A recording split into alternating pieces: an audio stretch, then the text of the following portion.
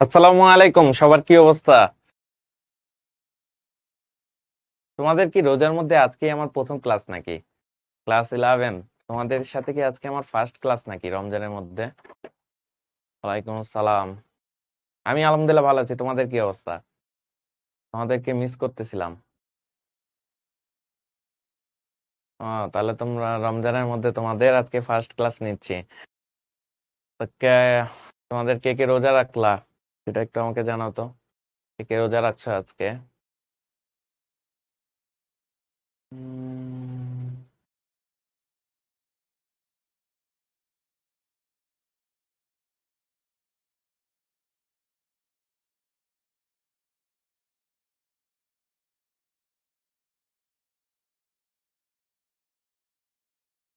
হুম, অনেকে রাখছো জাস্ট। মাশাল্লাহ, অনেকে তোমরা রাখছো। যারা মুসলমান আছো তারা অনেকে রাখছো। গুড, ভালো জিনিস।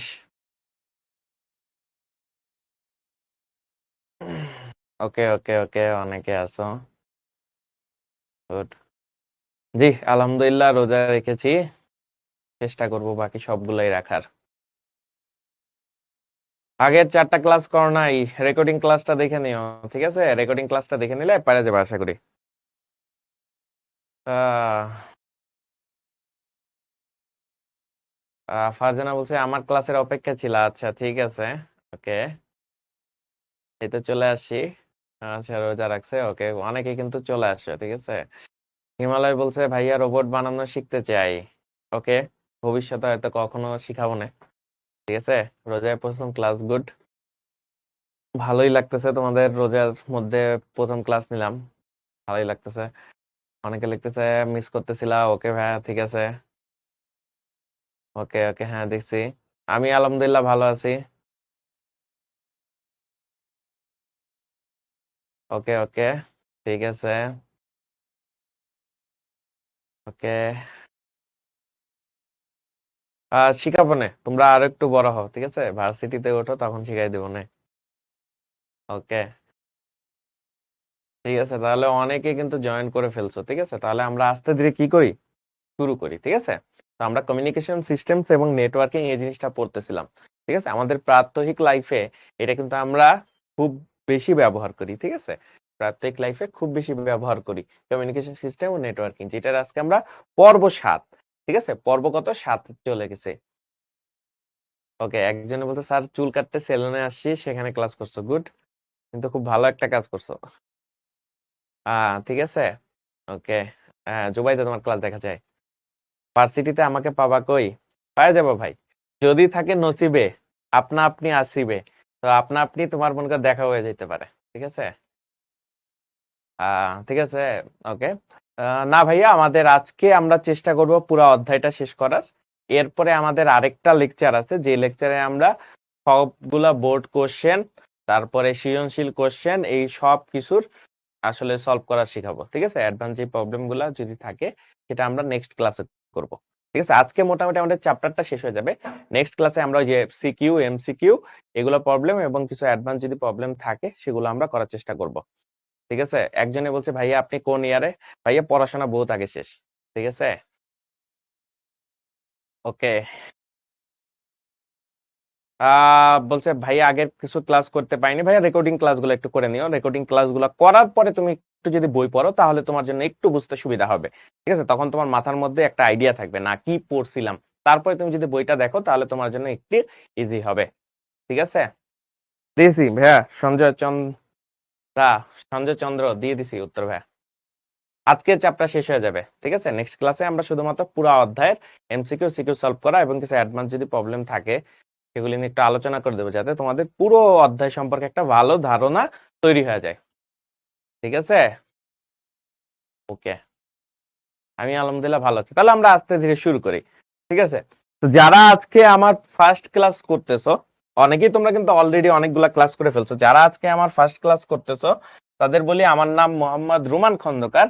তোমরা আমাকে কি নামে ডাকো বা ডাকতে পারো, এটা হলো রুমান ভাইয়া, ঠিক আছে। তোমরা আমাকে কি নামে ডাকতে পারো, রুমান ভাইয়া বলে ডাকতে পারো। পড়াশোনা কোথায় করেছি ভাইয়া? পড়াশোনা করেছি ঢাকা বিশ্ববিদ্যালয়, এবং ডিপার্টমেন্ট ছিল robotics and mechatronics engineering department, ঠিক আছে। তো অনেক বছর ধরে বিভিন্ন স্টুডেন্টের পড়াই এই বিষয়গুলো তোমরা দেখে নিবা। ওকে, এটা হলো আমার একটা ছবি। ওকে, তাহলে মোটামুটি একটা ধারণা তোমরা পেয়ে গেছো আমার সম্পর্কে। এখন আমরা ক্লাসের দিকে ধাবিত হই, ঠিক আছে? তো আজকে তোমাদের প্রশ্ন থাকে যে আজকে আমরা কি কি শিখবো। তো তোমাদের এই প্রশ্নটাই তোমাদের সাদমান ভাইয়া করছে যে আজকে আমরা কি শিখবো। ঠিক আছে, সে তোমাদের জিজ্ঞেস করে দিছে যে আজকে আমরা কি শিখবো। ঠিক আছে, তো আজকে আমরা কি শিখবো ভাইয়া? নেটওয়ার্কিং এর মৌলিক উপাদান। ঠিক আছে, আমরা আজকে শিখবো কি নেটওয়ার্কিং এর মৌলিক উপাদান বা নেটওয়ার্ক স্থাপনে প্রয়োজনীয় যন্ত্রপাতি। ঠিক আছে, নেটওয়ার্ক স্থাপনে প্রয়োজনীয় যন্ত্রপাতি কি সেটা আমরা জানবো। ঠিক আছে, তারপরে নেটওয়ার্কের কাজ সম্পর্কে জানবো, নেটওয়ার্ক টপোলজি সম্পর্কে জানবো, ক্লাউড কম্পিউটিং সম্পর্কে জানবো, ক্লাউড কম্পিউটিং এর সুবিধা অসুবিধা সম্পর্কেও কি আমরা জানবো। ঠিক আছে, সাদমান ভাইকে আমরা আয়রন ম্যান বানাই দিছি। ঠিক আছে, সাদমান ভাইকে আয়রন ম্যান বানাই দিছে। একজন লিখছে ভাইয়া আপনার ঘুমের ভিডিও তো ভাইরাল হয়ে গেছে। ভাইয়া তোমরা যারা বিশ্বাস করতেছো যে ওইটা আমি ছিলাম, তাদের উদ্দেশ্যে বলি এটা বিরোধী দলের ষড়যন্ত্র। এইটা বিরোধী দল আমার বিপরীতে ষড়যন্ত্র করেছে। ওইটা এআই দিয়ে বানানো হয়েছে। ঠিক আছে, ওইটা এআই দিয়ে বানানো হয়েছে। এখন তোমরা এর প্রতিবাদ করবা। ঠিক আছে, তোমরা এর প্রতিবাদ করবা। সাদমান ভাইয়াকে আয়রন বানাই দিছি। ঠিক আছে, তো মোটামুটি আমরা একটা আইডিয়া পাইলাম যে আজকে আমরা কি শিখবো। তো সাদমান ভাই তোমাদের পক্ষ থেকে প্রশ্নটা করছে যে আজকে আমরা কি শিখবো, সেটার উত্তর তোমাদের আমরা দিয়ে দিছি। ঠিক আছে, আজকে আমরা কি কি জিনিস শিখবো। ওকে, তারপরে দেখো আমাদের এনাম ভাই তোমাদের পক্ষে একটা মেসেজ দিছে। দেখো মেসেজটা একটু পড়ো। এনাম ভাই কি বলছে? সবাই ভালো মতো পড়বা, নাইলে এই পোলাডার মতো অবস্থা তোমাদেরও হবে পরীক্ষার রেজাল্ট ভালো না হলে। ঠিক আছে, তাহলে তোমার যদি পরীক্ষা তুমি ঠিক মতো পড়াশোনা না করো, তাহলে দেখবে যে এই পোলাডার মতো তোমার কি হবে, পরীক্ষার রেজাল্ট খারাপ হয়ে যাবে। ঠিক আছে, ওকে, ঠিক আছে, ওকে, সামনের দিকে যাই। তো তোমাদের এনাম ভাই কোশ্চেন করছে। ঠিক আছে, আজকে তাল নাই। ঠিক আছে, কালকে হলো তাল খেয়ে ফেলছে। আজকে শুধুমাত্র সে মেসেজ দিছে যে যে ভালো মতো পড়াশোনা করবে না সে ফেল হয়ে যাবে। ঠিক আছে, তোমরা একটু বড় হয়ে গেছো, তো তোমাদের তাল মারতেও কেমন যেন লাগে। ঠিক আছে, তাই তোমাদের শুধুমাত্র একটা সতর্ক বার্তা দিছে। ঠিক আছে, আচ্ছা তোমাদের এই প্রশ্নটা করছে শুরু করব কিনা। তাহলে আমরা এনাম ভাইয়ের কথা তোমাদের কাছে জিজ্ঞেস করছে, তাহলে আমরা শুরু করি। ঠিক আছে, আমরা শুরু করি। ঠিক আছে, ওকে, তাহলে আমরা ফার্স্টে কি শিখবো ভাইয়া? Network device. ঠিক আছে, তাহলে নেটওয়ার্ক স্থাপনে যে ধরনের ডিভাইস গুলো আসলে ব্যবহৃত হয় আমরা শুরু করি। এক দুষ্টু লিখছে না থাক রোজার পরে শুরু করি, দুষ্টু ছেলে। ওকে, তাহলে আমরা নেটওয়ার্ক ডিভাইস সম্পর্কে আইডিয়া কি করব সেটা আমরা ব্যবহার করব। ঠিক আছে, ওকে, প্রথমে আসি যে বিভিন্ন ধরনের নেটওয়ার্ক ডিভাইস আছে। ঠিক আছে, নেটওয়ার্ক ডিভাইস গুলো সম্পর্কে কি বলছে, যেমন ধরো কম্পিউটার, প্রিন্টার, ফ্যাক্স মেশিন, এরকম বিভিন্ন ধরনের ডিজিটাল ডিভাইস।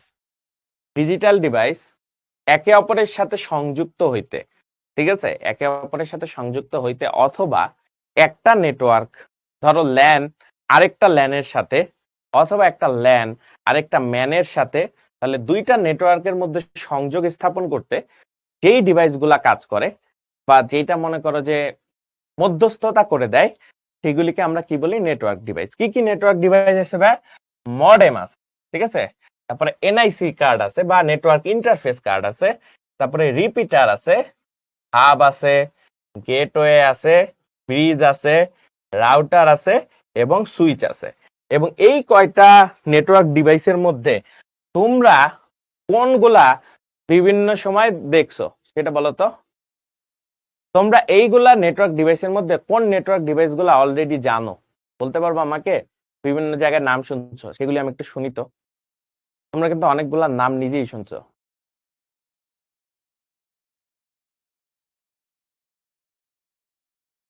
রাউটারের নাম শুনছো।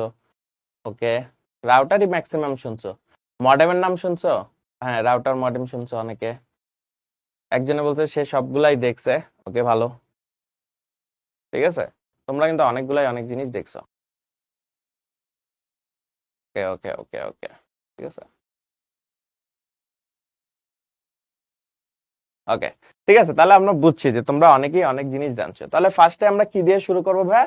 মডেম দিয়ে শুরু করব, ঠিক আছে? মডেম ফার্স্টে আমরা শুরু করব কি? মডেম। বাট মডেমের একটা মজার বিষয় হলো মডেম এই জিনিসটা যে ওয়ার্ড মডেম জিনিসটা, এইটা কোথা থেকে আছে জানো? জানো, মডুলার শব্দের মো থেকে এবং ডি মডুলার শব্দের ডেম থেকে আমার তৈরি হয়েছে কি? মডেম। তার মানে ম আর মনে করো কত ডেম মিলে হইছে কি? মিলে হইছে মডেম, ঠিক আছে? তার মানে মডুলেটর শব্দের মো এবং ডিমডুলেটর শব্দের ডেম থেকে মডেম আসলে তৈরি হয়েছে, ঠিক আছে? ওকে, এখন মডেম হইলো কি কাজ করে? মডেম হইলো মডুলেশন এবং ডিমডুলেশন দুইটাই করতে পারে। মডুলেশন এবং ডিমডুলেশন দুইটাই করতে পারে, ঠিক আছে? এখন আমরা মডুলেশন এবং ডিমডুলেশন জিনিসটা কি? ধরো আমার কাছে একটা ডিভাইস আছে, ধরো এরকম একটা ডিভাইস আছে, ধরো এটা একটা কম্পিউটার, ঠিক আছে? ধরো এটা একটা কম্পিউটার, এইটা আরেকটা কম্পিউটার, ঠিক আছে? ধরো এটা আরেকটা কম্পিউটার, ল্যাপটপ ধরো আর কি, ঠিক আছে? এটা আরেকটা ল্যাপটপ। এখন এই ল্যাপটপের মধ্যে ধরো এখানে একটা মডেম আছে, এখানে একটা মডেম, এখানে একটা মডেম, ঠিক আছে? এর মাঝখানে এখানে ধরো একটা ল্যান্ড ফোন আছে, মানে ল্যান্ড লাইনের তার আছে, ঠিক আছে? ল্যান্ড লাইনের তার আছে, এখানে ধরো যে এটা তার দিয়ে কানেক্টেড আছে। এখন মনে করো এখানে কি আছে? ধরো এটা হলো মডেম, ঠিক আছে? এটা মডেম, এইটাও মডেম, ঠিক আছে? দুইটা মডেম আছে। এখন একটা জিনিস দেখো, কম্পিউটার সবসময় কিন্তু ডিজিটাল যে সংকেত সেটা ব্যবহার করতে পারে, সে ডিজিটাল সিগন্যাল ছাড়া অন্য ধরনের সিগন্যাল ব্যবহার করতে পারে না। তাহলে আমাদের টার্গেট হলো এই ল্যাপটপ থেকে এই ল্যাপটপে কোনো কিছু তথ্য আদান প্রদান করা, ঠিক আছে? তথ্য আদান প্রদান করা। তাহলে ফার্স্টে সে হলো আমাকে কি দিবে ভাইয়া? আমাকে মনে করো ডিজিটাল একটা সিগন্যাল দিল, ঠিক আছে? ডিজিটাল একটা সিগন্যাল দিল।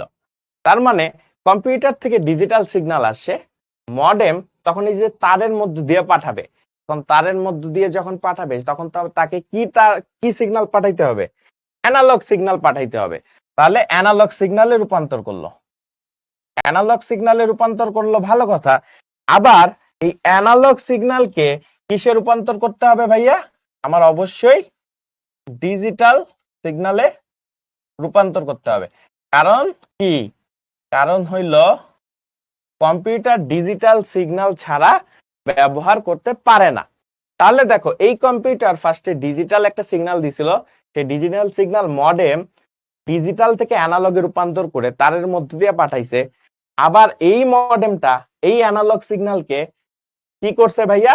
ডিজিটালে আবার রূপান্তর করছে। তাহলে ফার্স্টের যেই অংশটা এইখানে হইছে মডুলেশন, এইখানে কি হইছে ভাইয়া? এই যে অংশটা এইখানে হইছে ভাইয়া মডুলেশন, আর এই যে অংশটা এইখানে হইছে ভাইয়া ডিমডুলেশন, ঠিক আছে? তার মানে অ্যানালগ থেকে ডিজিটাল থেকে অ্যানালগে রূপান্তর করলে সেটাকে মডুলেশন বলে, এবং অ্যানালগ থেকে ডিজিটালে রূপান্তর করলে সেটাকে ডিমডুলেশন বলে। তাহলে আমরা এখানে লিখতে পারি, এটাকে বলতে পারি মডুলেশন, মডুলেশন, আর এখানে কি হয়েছে ভাই? ডিমডুলেশন, কি মডুলেশন? ডিমডুলেশন, ঠিক আছে? আর তারের মধ্যে দিয়ে গেছে ধরো। তাহলে এই যে মডুলেশন এবং ডিমডুলেশন একটা ডিভাইসই করতে পারে, মডেম। সেই কারণে মডেমকে আমরা কিন্তু বলতে পারি মডুলেশন এবং ডিমডুলেশন দুইটা করতে পারে। বুঝতে পারছো এই জিনিসটা? মানে এখন আমরা বোঝার চেষ্টা করছি। এখন তারের মধ্যে দিয়ে সবসময় অ্যানালগ সিগন্যাল যাইতে পারে, ঠিক আছে? বুঝতে পারছো? তার মানে মডুলেশন হয় এবং ডিমডুলেশন। এখন মডুলেশন হয়, ভালো কথা। তাহলে ভাই মডুলেটর কি? যার মধ্যে মডুলেশন হয় তাকে মডুলেটর বলে, ডিভাইসটাকে মডুলেটর বলে। আবার যার মধ্যে ডিমডুলেশন হয় তাকে ডিমডুলেটর বলে। এবং মডেমের মধ্যে একই সাথে মডুলেশন এবং ডিমডুলেশন দুইটাই হয়। বুঝতে পারছো? তাহলে মডেমের কাজটা কি? মডেমের কাজটা হলো এরকম, যদি মনে করো দুইটা ডিভাইসের মধ্যে মনে করো যে তথ্য আদান প্রদান করতে হয়, তখন এই জিনিসটা কাজ করে, এবং মডেম এই পদ্ধতিতে কাজ করে। তাহলে এটার উত্তর দাও তো তোমরা।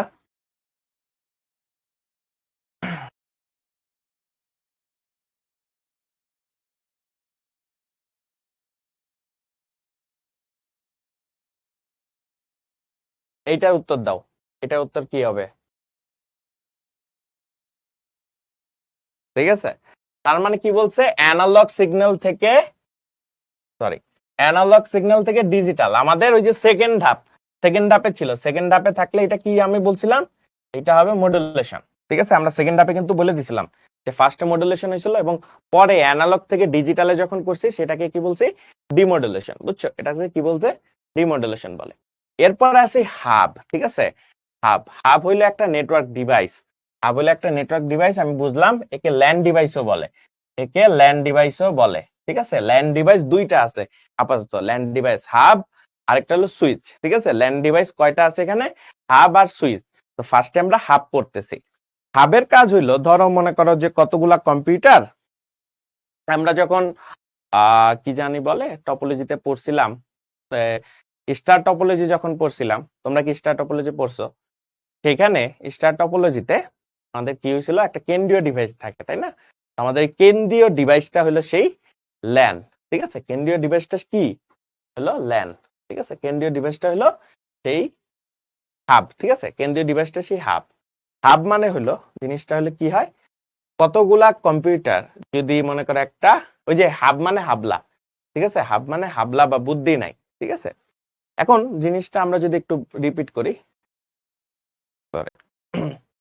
হাব কি করে, তার এখানে দেখো কতগুলা পোর্ট আছে, তার এখানে কতগুলা পোর্ট আছে। ঠিক আছে, এখন এই পোর্ট দিয়ে সে কতগুলা কম্পিউটারকে যুক্ত করতে পারে। ঠিক আছে, কতগুলা কম্পিউটারকে সে কি করতে পারে, যুক্ত করতে পারে। জিনিসটা অনেকটা এমন, ধরো এখানে একটা হাব আছে, ঠিক আছে, হাব বা হাবলা আছে, এবং অনেকগুলা মনে করো যে পিসি বা কম্পিউটার এর সাথে কানেক্টেড।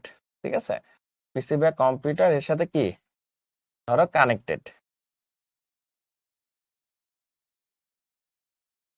ঠিক আছে, মনে করো কানেক্টেড। এখন মাঝখানে যেটা আছে, ধরো এটা একটা হাব, ধরো এটা একটা কি হাব। ঠিক আছে, এটা ধরো একটা হাব। তাহলে জিনিসটা হলো কি, অনেকগুলা কম্পিউটার পরস্পরের কাছে ডেটা পাঠাইতে গেলে তখন এই যে মাঝখানের যে হাবটা আছে, সেই হাবের ভিতর দিয়ে যাইতে হয়। ঠিক আছে, হাবের ভিতর দিয়ে কি করতে হয়, যাইতে হয়। এখন যখন যায় তখন এই হাব সবার কাছে ডেটা পাঠায়। এখন হাবকে আমরা হাবলা কেন বলতেছি, মনে রাখবা হাব মানে হাবলা, কারণ এর কোনো বুদ্ধি নাই। ধরো এইখানে একটা জিনিস কি করতেছে, এই ডিভাইসটা চাইতেছে, ধরো আমরা 1 2 3 দিয়ে ডিফাইন করে দিই, ধরো 1 2 3 4 5 6। ধরো 1 যে কম্পিউটারটা আছে, সেই কম্পিউটারটা চাইতেছে আমি 3 এর কাছে ডেটা পাঠাবো। আমি কার কাছে ডেটা পাঠাবো, 3 এর কাছে ডেটা পাঠাবো। কিন্তু হাব কি করে, হাব করে যে আমি এত কিছু বুঝি না, আমার কাছে অত বুদ্ধি নাই, যেহেতু আমার কাছে বুদ্ধি নাই, সে সবার কাছে ডেটা পাঠাই দেয়। সে কি করে, সবার কাছে ডেটা পাঠায় দেয়, সবার কাছে ডেটা পাঠায় দেয়। পাঠাইছে আমি 3 এর কাছে, বাট সে কি করে, সবার কাছে ডেটা পাঠায় দেয়। পরে শুধুমাত্র 3 বাদে বাকিগুলা রিসিভ করে না, বাকিগুলা বলে যে না, এইটা আমার কাছে আসে নাই। ঠিক আছে, শুধুমাত্র 3 বাদে বাকি সবাই কি করে, রিসিভ করে না। কিন্তু হাবলাটা সবার কাছে ডেটা পাঠাই দেয়। যেহেতু একই সাথে সবার কাছে ডেটা পাঠাই দেয়, মনে রাখবা এইটা ব্রডকাস্ট করে। যেহেতু সবার কাছে ডেটা চলে যাইতেছে, তার মানে এটা কি করে ভাই, হাব সবসময় ব্রডকাস্ট করে, মানে সবার কাছে ডেটা পাঠাই দেয়। কিন্তু এটা আসলে ভালো কাজ না, কারণ আমি তো তার কাছে পাঠাইতে চাইতেছি, কিন্তু সবার কাছে চলে যাইতেছে, এটা আসলে ঠিক না। ঠিক আছে, এইটাই হলো মোট কাজ করার জায়গা। এখন যেহেতু সবার কাছে সব সময় চলে যায়, এই কারণে দেখা যায় যে হাবে ট্রাফিকটা অনেক বেশি থাকে। ট্রাফিক মানে কি, ওই যে নেটওয়ার্কের ডেটা। ঠিক আছে, দেখা যায় কি সবাই একসাথে এক জায়গা দিয়ে যাইতেছে। ঠিক আছে, এবং এইটা আসলে খুবই খারাপ। ঠিক আছে, হাব জিনিসটা তেমন একটা এখন ব্যবহার হয়ই না। ঠিক আছে, এটা মনে রাখবা। তারপরে আসছে কোনটা, সুইচ। সুইচ আবার একটু ইন্টেলিজেন্ট, সুইচ আবার একটু ইন্টেলিজেন্ট। সুইচ বলছে ওকে, আমি তোমার থেকে বেশি বুদ্ধিমান। আমি বলছিলাম কি, ল্যান্ড ডিভাইস আপাতত দুইটা আমরা জানবো, একটা হলো হাব আর একটা সুইচ। তো হাবের থেকে একটু বুদ্ধিমান হলো সুইচ। সুইচও সেম পদ্ধতিতেই কাজ করে, বাট সুইচে হলো কি করে, যখন সুইচের মধ্যে একটা জিনিস আছে, সেটা হলো বুদ্ধি আছে। এখন বুদ্ধি থাকার ফলে সে যেটা করে, প্রত্যেকটা ডিভাইসের একটা ম্যাক অ্যাড্রেস থাকে বা media access control address. Mac অ্যাড্রেসটা কি ভাই, ম্যাক অ্যাড্রেস হলো যেমন আমাদের একটা নাম আছে, তেমনি প্রত্যেকটা ডিজিটাল ডিভাইসের একটা ম্যাক অ্যাড্রেস আছে। ম্যাক অ্যাড্রেস দিয়ে বোঝায় যে ওই ডিভাইসটার ইউনিক একটা কিছু। এখন সে যখন মনে করো যে ডেটা পাঠায়, ধরো 1.6 কে ডেটা পাঠাইতে চাইতেছে, তখন সে বুঝে দেয়, তার ম্যাক অ্যাড্রেসটা দিয়ে দেয় যে আমি শুধুমাত্র 6 কে পাঠাইতে চাইতেছি। ও তখন ডিসিশন নেয় যে কোন ম্যাক অ্যাড্রেসটা দেওয়া আছে, ঠিক আছে, কোন ম্যাক অ্যাড্রেসটা দেওয়া আছে, যেই ম্যাক অ্যাড্রেসটা দেওয়া আছে সে ওই ম্যাক অ্যাড্রেসে মানে 6 নাম্বার যে ডিভাইসটা আছে সেই 6 নাম্বার ডিভাইসে পাঠিয়ে দেয়। এই বুদ্ধিটা আছে দেখেই হাব সুইচের মানে সুইচ হাবের থেকে একটু বেশি উত্তম, ঠিক আছে। এই কারণে এখানে কি দেওয়া আছে, সুইচের বুদ্ধিমত্তা রয়েছে। কি আছে ভাইয়া? বুদ্ধিমত্তা রয়েছে। আর বাকি সব জিনিসই মোটামুটি কি করা যায় আগের মতোই, ঠিক আছে। তো এইটাই আসলে বেশি। আসলে আরেকজন জিজ্ঞেস করছে ভাই ট্রাফিক কি? ট্রাফিক হলো ডেটা তোমার মনে করো একসাথে কয়েকজনের কাছে যাইতেছে। এখন এই যে যে যাইতেছে ডেটা, এটাকে একটা ট্রাফিক বলে, ঠিক আছে। এখন ট্রাফিক মানে কি? ওই যে ট্রাফিক জ্যামের কথা মনে পড়ছে, জ্যাম যেমন হয় তেমনি ওরকম ট্রাফিক জ্যাম হয়ে যায় আর কি। ডেটা একসাথে অনেকগুলা যদি একত্রে যাওয়ার চেষ্টা করে। বাট এইটার ক্ষেত্রে সুবিধা হলো এটা ট্রাফিকটা হয় না, কারণ যার কাছে যাবে তার সেই পথে পাঠিয়ে দিতেছে। বাট হাবের ক্ষেত্রে কি হয়, সবার কাছে পাঠিয়ে দেয়, হুদাই পাঠিয়ে দিয়ে রাস্তা ব্লক করে রাখে, ঠিক আছে, রাস্তা হুদাই ব্লক করে রাখে।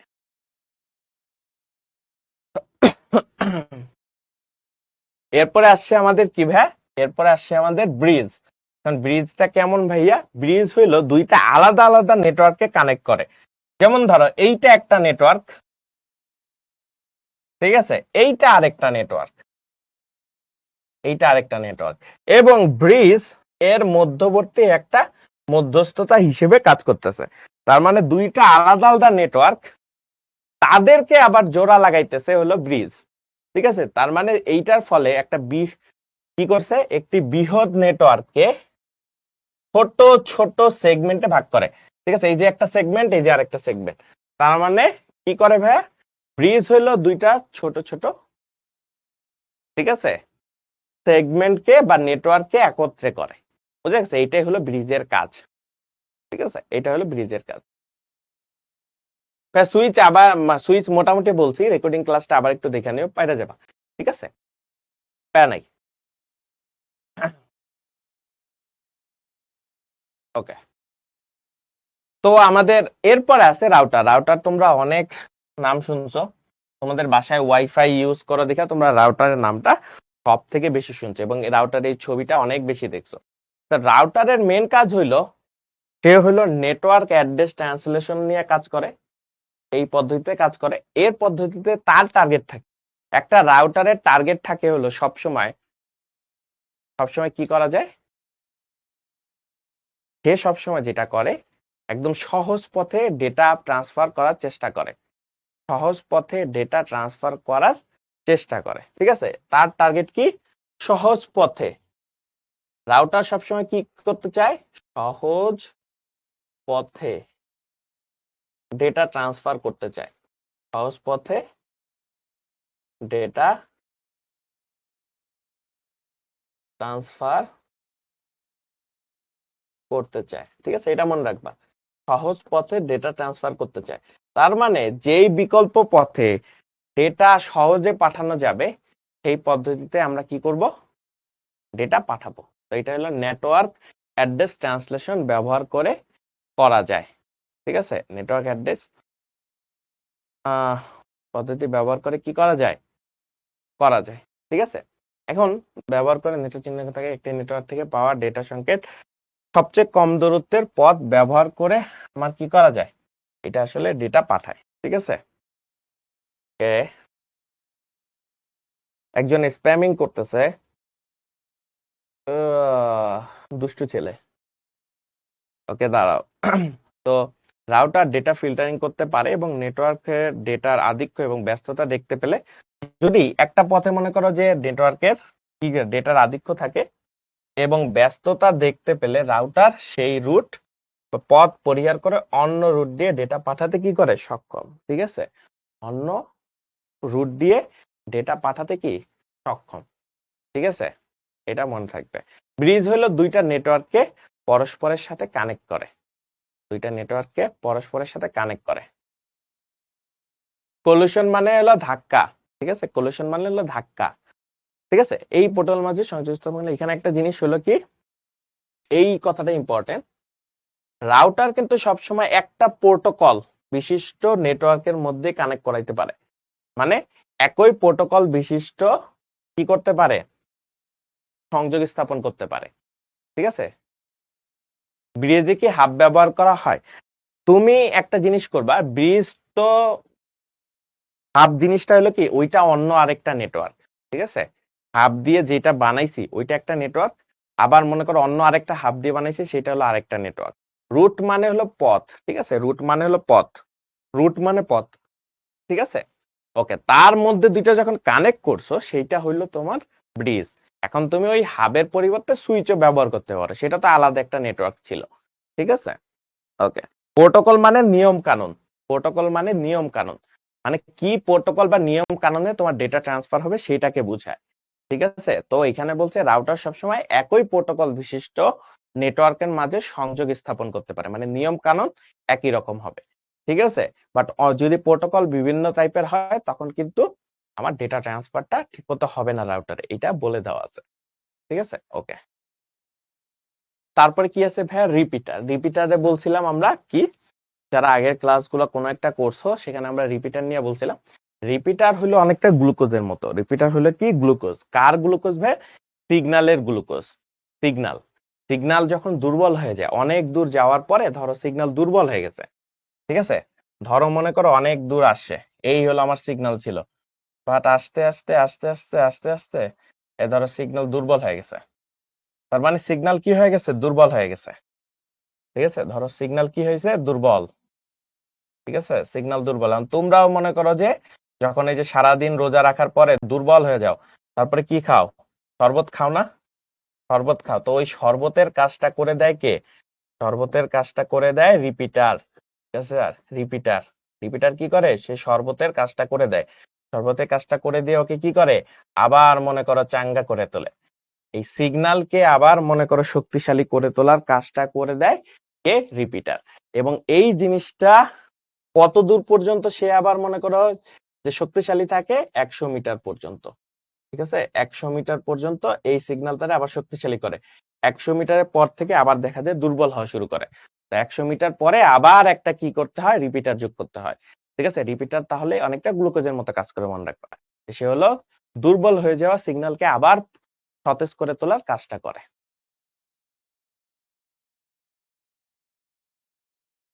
ঠিক আছে। এখন প্রশ্ন আসছে যে, একজনে বলছে ভাইয়া বুজিবুর স্যারের বইতে বলা আছে রাউটার একই প্রোটোকলভুক্ত ভিন্ন প্রোটোকলের নির্দেশনা ডাটা রাউটিং করতে সক্ষম। না ভাই, এটা আসলে ভিন্ন ভিন্ন প্রোটোকলের মধ্যে ডাটা রাউটিং করতে সক্ষম না, ওইটা অন্য আরেকটা, ঠিক আছে, ওইটা গেটওয়ে, ঠিক আছে। শুধুমাত্র গেটওয়ে ভিন্ন ভিন্ন প্রোটোকল বিশিষ্ট সিস্টেমের সাথে কাজ করতে পারে, ঠিক আছে। ওকে, নর্মালি 100 মিটার, কেউ কেউ আবার 185 বলছো, 185 আমি এখনো দেখি নাই, বাট ম্যাক্সিমাম বইতেই 100 মিটার বলা আছে, ঠিক আছে। ওকে, ঠিক আছে, তাহলে আমরা এটা কাজ করতে পারছি, সিঙ্কারকে পুনরুদ্ধার করে আবার মনে করে কি করে, এটাকে সতেজ করে তোলে। এটা বুঝাই যাইতেছে দুইটা পোর্ট, কারণ একদিক দিয়ে ঢোকে আর একদিক দিয়ে কি হয়, বের হয়ে যায় সিগন্যালটা, তার মানে দুই পোর্ট বিশিষ্ট ডিভাইস, ঠিক আছে। একজনে বলছে ভাইয়া স্ক্যাটার নেট কি, কতগুলা ব্লুটুথ নেটওয়ার্ককে একত্রে মিলাই স্ক্যাটার নেট করা হয়, বা পিকোনেট, কতগুলা পিকোনেট একত্রে স্ক্যাটার নেট বলে, ঠিক আছে।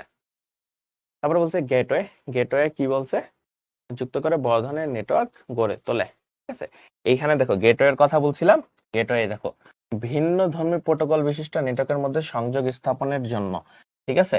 যেখানে রাউটার শুধুমাত্র একই প্রোটোকল বিশিষ্ট করে, এখানে গেটওয়ে কি হিসেবে, গেটওয়ে বলছে যে ভিন্ন ধর্মী প্রোটোকল বিশিষ্ট নেটওয়ার্কের মধ্যে সংযোগ স্থাপন করে, ঠিক আছে। এটা আসলে অনেকগুলা বড় নেটওয়ার্ক তৈরি করতে সাহায্য করে, ছোট ছোট অনেকগুলা নেটওয়ার্ককে যুক্ত করে কি করে ভাইয়া, মনে করো বড় নেটওয়ার্ক তৈরি করে। যেমন মনে করো যে এইটা, এইটা, এইটা, এইটা, ঠিক আছে, এইটা মিলে এইটা একটা নেটওয়ার্ক ছিল, ঠিক আছে। এই নেটওয়ার্কটা আবার গেটওয়ার্কের সাথে যুক্ত হয়ে এই বড় নেটওয়ার্কের সাথে যুক্ত হয়েছে, ঠিক আছে। তার মানে গেটওয়ের থ্রুতে বড় একটা নেটওয়ার্কের সাথে যুক্ত হয়েছে, তার মানে দুইটা নেটওয়ার্ককে কি করছে, পরস্পরের সাথে যুক্ত করছে।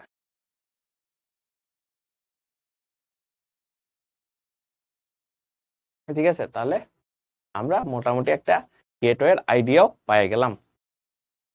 ঠিক আছে, গেটওয়ের এখানে কথাগুলো বলছে। গেটওয়ে কোন সিস্টেমে কাজ করে? প্রোটোকল অ্যাড্রেস ট্রান্সলেশন সিস্টেম কাজ করে, এটা মনে রাখো। ঠিক আছে, ওকে। এটি রাউটারের চেয়ে অবশ্যই দ্রুত গতি সম্পন্ন এবং ডেটা সংঘর্ষ বা কলিশন বা আশঙ্কা কম। ঠিক আছে, তারপরে আসছে নেটওয়ার্ক ইন্টারফেস কার্ড। ঠিক আছে, নেটওয়ার্ক ইন্টারফেস কার্ড।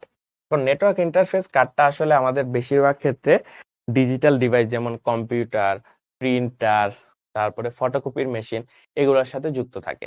এগুলোর সাথে যুক্ত থাকার ফলে কি হয়, এটা অন্য কোনো একটা নেটওয়ার্কের সাথে কি করতে পারে, যুক্ত হইতে পারে। তাহলে নতুন একটা নেটওয়ার্কে যদি যুক্ত করতে চাও তাহলে তোমাকে এই ধরনের কার্ড লাগবে। এটা দেখবে যে আগেকার জামানায় মনে করো যে কার্ড লাগানো বলতো। ঠিক আছে, তাহলে এইটা লাগানোর ফলে কি হয়, তোমার ধরো ল্যাপটপে অনেক সময় তুমি ব্লুটুথ ব্যবহার করতে পারো, তারপর ওয়াইফাই ব্যবহার করতে পারো তোমার মনে করো যে ল্যাপটপের থ্রুতে। এখন তোমার ল্যাপটপে এই কার্ডগুলা কোথা থেকে আসছে বা এটা আসলে কিভাবে মনে করো যে যুক্ত রইলো, এই এনআইসি কার্ডের মধ্যে। ঠিক আছে, আগে দেখা যেত কি এনআইসি কার্ডটা মনে করো কম্পিউটারের সাথেই দিয়ে দিত না, তখন হলো আলাদাভাবে লাগাইতে হইতো। ঠিক আছে, আলাদাভাবে লাগানোর কারণে এই এনআইসি কার্ডটা তখন আলাদাভাবে লাগাইতো। এখন ম্যাক্সিমাম পিসিতেই এবং ল্যাপটপে কি করা যায়, এনআইসি কার্ডটা অলরেডি দিয়ে দেয়, যাতে তুমি যে কোনো নেটওয়ার্কের সাথে কি হতে পারো, যুক্ত হতে পারো। ঠিক আছে, ওকে। ঠিক আছে, তাহলে আমরা একটু সামনের দিকে যাই।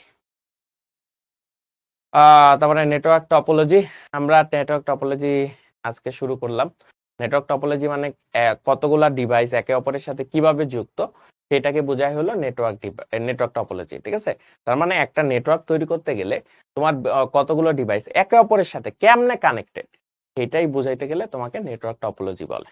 ঠিক আছে, তা আমরা আসলে সামনে দিকে এখানে কয়েকটা চিত্র আছে, এখন সাদা চিত্র তোমরা বুঝবা কিনা যাই না, ভালো মতো আসতেছে কিনা, তো আমরা সামনে যাই। এখানে হয়তোবা তোমাদের চিত্রটা একটু বোঝা যেতেছে। তো ফার্স্টে আসছে কি বাস টপোলজি। বাস বলতে তোমাদের চোখের সামনে যে বাসগুলো চলে রাস্তায়, গাড়ির রাস্তায় যে বাসগুলো চলে, সেই বাস না ভাইয়া, এটা অন্য জিনিস। ঠিক আছে, নাম একই রকম বাট এটা অন্য জিনিস। ঠিক আছে, এটা হলো বাস। ঠিক আছে, এখন বাস টপোলজিটা কেমন? বাস টপোলজিতে যেটা হয়, দুইটা টার্মিনাল থাকে, একটা তার থাকে, যেটা দুইটা কি থাকে ভাইয়া, টার্মিনাল থাকে, এবং মাঝখান দিয়ে একটা বড় তার থাকে। ঠিক আছে, মাঝখান দিয়ে একটা বড় তার থাকে বা মনে করো যে তার বিশিষ্ট ডিভাইস থাকে, এবং এই তারের সাথে প্রত্যেকটা ডিভাইস কানেক্টেড থাকে। এই তারের সাথে প্রত্যেকটা ডিভাইস কি থাকে ভাইয়া, কানেক্টেড থাকে। তাহলে এই তারের মাধ্যমে আলটিমেটলি ডেটা ফ্লো হয়। এই তারের মাধ্যমে আলটিমেটলি ডেটা কি হয়, ফ্লো হয়। এবং এই যে মাঝখানের যে তারটা আছে, সেই তারটাকে বলা হয় ব্যাকবোন। ঠিক আছে, এই তারটাকে কি বলা হয়, বাস টপোলজির ব্যাকবোন। ব্যাকবোন বা মেরুদণ্ড বলতে পারো, যেটাই বলো আর কি, ব্যাকবোন বলা হয়। কারণ এই তারের মাধ্যমে আলটিমেটলি কি হয়, ডেটা আদান প্রদান হয়। একজনে বলছে ভাই পিসি কি কম্পিউটার? ভাই পিসি মানে পার্সোনাল কম্পিউটার। আমরা তো কম্পিউটারই। ঠিক আছে, পিসি মানে পার্সোনাল কম্পিউটার। ওকে, তাহলে এখানে দেখো, ধরো এই মনে করো যে কম্পিউটার থেকে এই ডিভাইসে ডেটা যাবে, তার মানে এই কম্পিউটার থেকে ডেটা আসলো, এখান দিয়ে গেল, এখান দিয়ে গেল, এখান দিয়ে গেল, এবং লাস্টে যে এই কম্পিউটারে এই জায়গাটায় আসলো। ঠিক আছে, এইটা হলো এইভাবে কাজ করে। বাট মজার বিষয় হলো যে শুধুমাত্র এইটা হওয়ার কথা ছিল, বাট দেখা যায় কি সবগুলা ডিভাইসেই আলটিমেটলি ডেটা চলে যাইতেছে। তো তোমার মনে হইতে পারে যে এটা শুধুমাত্র এই ডিভাইসে যাবে, আলটিমেটলি সব ডিভাইসের কাছেই ডেটা চলে যায়। ঠিক আছে, সব ডিভাইসের কাছে ডেটা চলে যায়। পরে এরা হয়তোবা নেয় না ডেটাগুলা, যে না এটা আমার ডেটা না, তাই নেয় না। বাট আলটিমেটলি বাস টপোলজিতে যেহেতু একটা সেন্ট্রাল তারের মাধ্যমে আছে, তাই তুমি এই ডিভাইসকেও যদি মনে করো ডেটা দিতে চাও, লাভ হবে না, সবার কাছেই আসলে ডেটা চলে যায়। ঠিক আছে, তো এইটাই হলো বাস টপোলজি। তো এটা বলতো কোন টপোলজি নির্দেশ করে?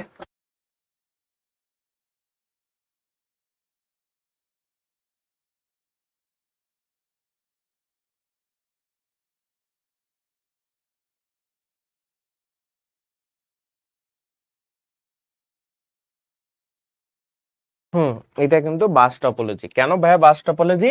এই যে দেখো, একটা সেন্ট্রাল ব্যাকবোন আছে বা সেন্ট্রাল তার আছে, এই তারের সাথে বাকি সবাই কানেক্টেড। যেহেতু বাকি সবাই কানেক্টেড, তার মানে এটা কি বাস টপোলজি। ঠিক আছে, এখন বাস টপোলজির কিছু সুবিধা আছে ভাইয়া। কি সুবিধা?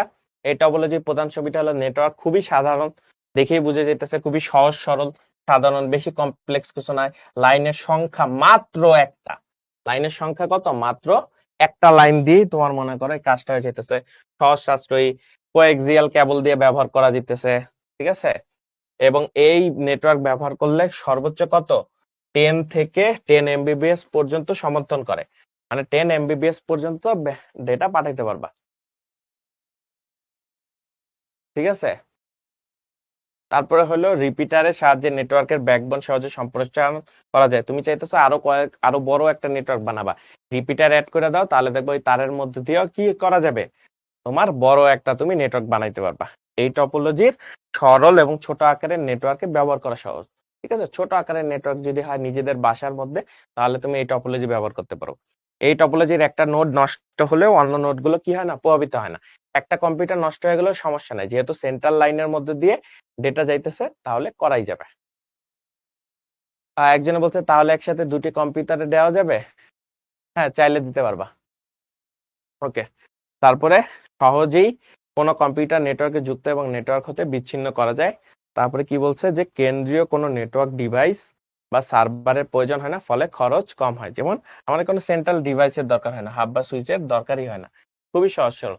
তারপরে বলছে আরো কিছু অসুবিধা আছে, যদি কোনো কারণে এই মূল যে কেবলটা বা ব্যাকবোন নষ্ট হয়ে যায়, তাহলে দেখবা যে আর কারোর সাথে কানেক্টেড থাকতে পারতেছো না, ঠিক আছে।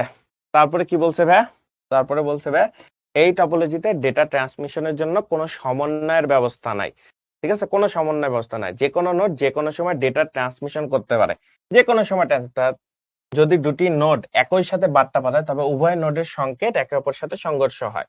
মানে দুইটা ডিভাইস একই সাথে ডেটা পাঠাইছে, এখন লাইন তো একটা, রাস্তা তো একটাই, তখন দেখা যাবে দুই ডেটা আইসে একে অপরের ধাক্কা দিয়া পুরা ডেটার কি করছে, 12টা বাজিয়ে দিছে, ঠিক আছে। 12টা বাজিয়ে দিলে কি ওইটার কি বলতেছি আমরা, কলিশন করা, ঠিক আছে, কলিশন করা, ঠিক আছে। তারপরে কি হয়েছে, যদি নেটওয়ার্কের ট্রাফিক বৃদ্ধি পায়, তাহলে নেটওয়ার্কের ডেটা কলিশন কি হবে, বৃদ্ধি পায়। ওই যে আমরা বলছিলাম ডেটা কলিশন বৃদ্ধি পায়, বাস্ট চলে যেতে সৃষ্ট সমস্যা তুলনামূলক বেশ জটিল, কারণ তুমি বুঝতেই পারবা না যে আসলে সমস্যাটা হইতেছে কেন। তারপরে হলো ডেটা ট্রান্সমিশনের গতি তুলনামূলক কম, ঠিক আছে। আহ নোট করতে পারো, আবার স্ক্রিনশটও নিয়ে রাখতে পারো, যেটা তোমার ইচ্ছা, ঠিক আছে। এই সুবিধা অসুবিধাগুলো কিন্তু ইম্পর্টেন্ট, কারণ উদ্দীপকে তোমার এরকম সুবিধা অসুবিধার হিন্ট গুলা দিয়ে দিবে, সেই হিন্ট গুলা দেখে তোমার বুঝতে হবে যে আসলে এটা কোন টপোলজির কথা বলতেছে, ঠিক আছে। ওকে, তারপরে আসছে ভাই রিং টপোলজি। রিং টপোলজির জিনিসটা কি ভাই, রিং টপোলজিতে কাজ করে এরকম রিং, মানে একটা আরেকটার সাথে কানেক্টেড, একটা আরেকটার সাথে কানেক্টেড এবং একটা আরেকটার সাথে কানেক্টেড। এবং মনে রাখবা ডেটা সবসময় কি হয় ভাই, ডেটা সবসময় একমুখী হয়, ঠিক আছে, ডেটা সবসময় একমুখী যায়, এটা হলো রিং টপোলজি, একটা আরেকটার সাথে কানেক্টেড।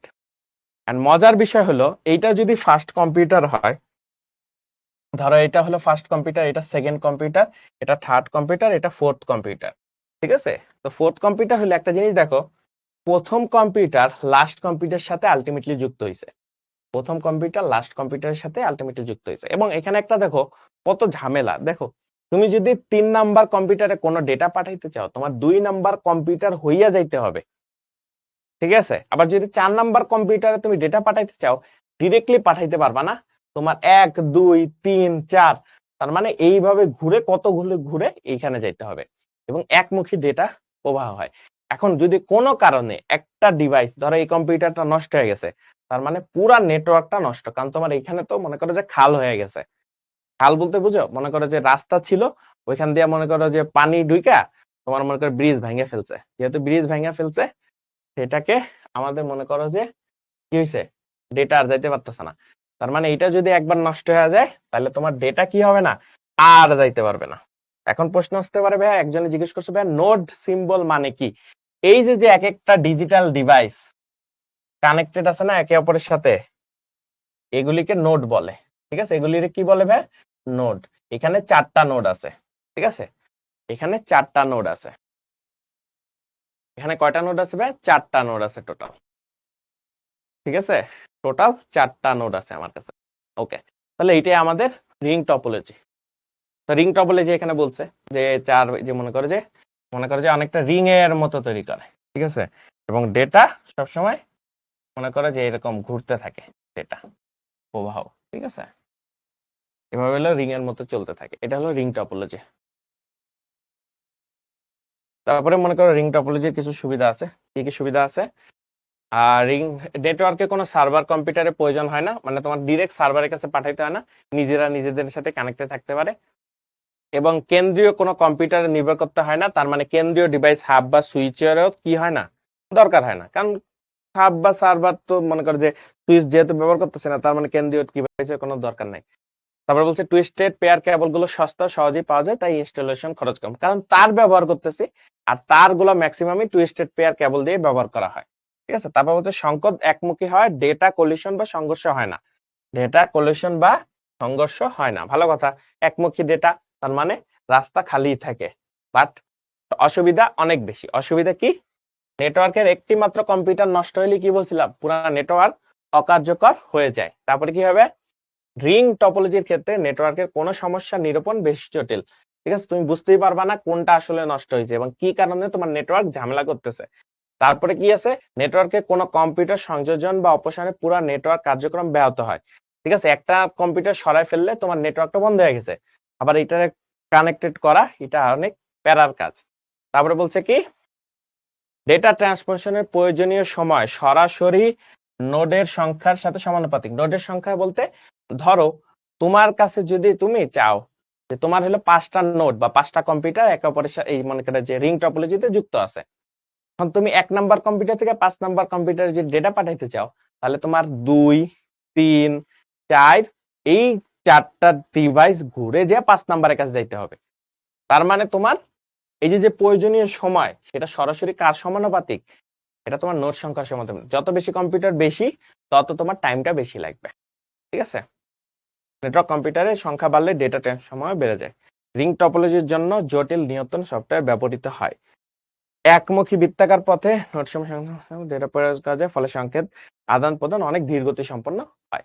এরপর আসছে কি ভাই? Star topology. স্টার টপোলজিতে কি থাকে ভাই? একটা কেন্দ্রীয় ডিভাইস থাকে।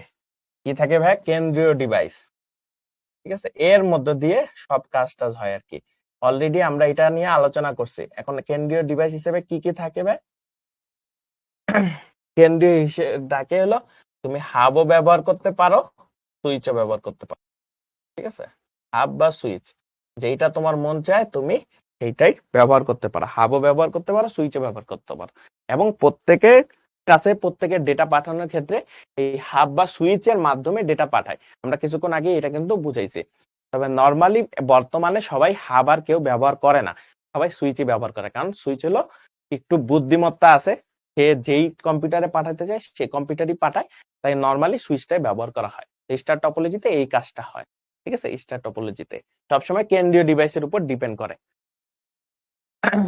তো স্টার টপোলজির কিছু সুবিধা আছে। কি কি সুবিধা আছে?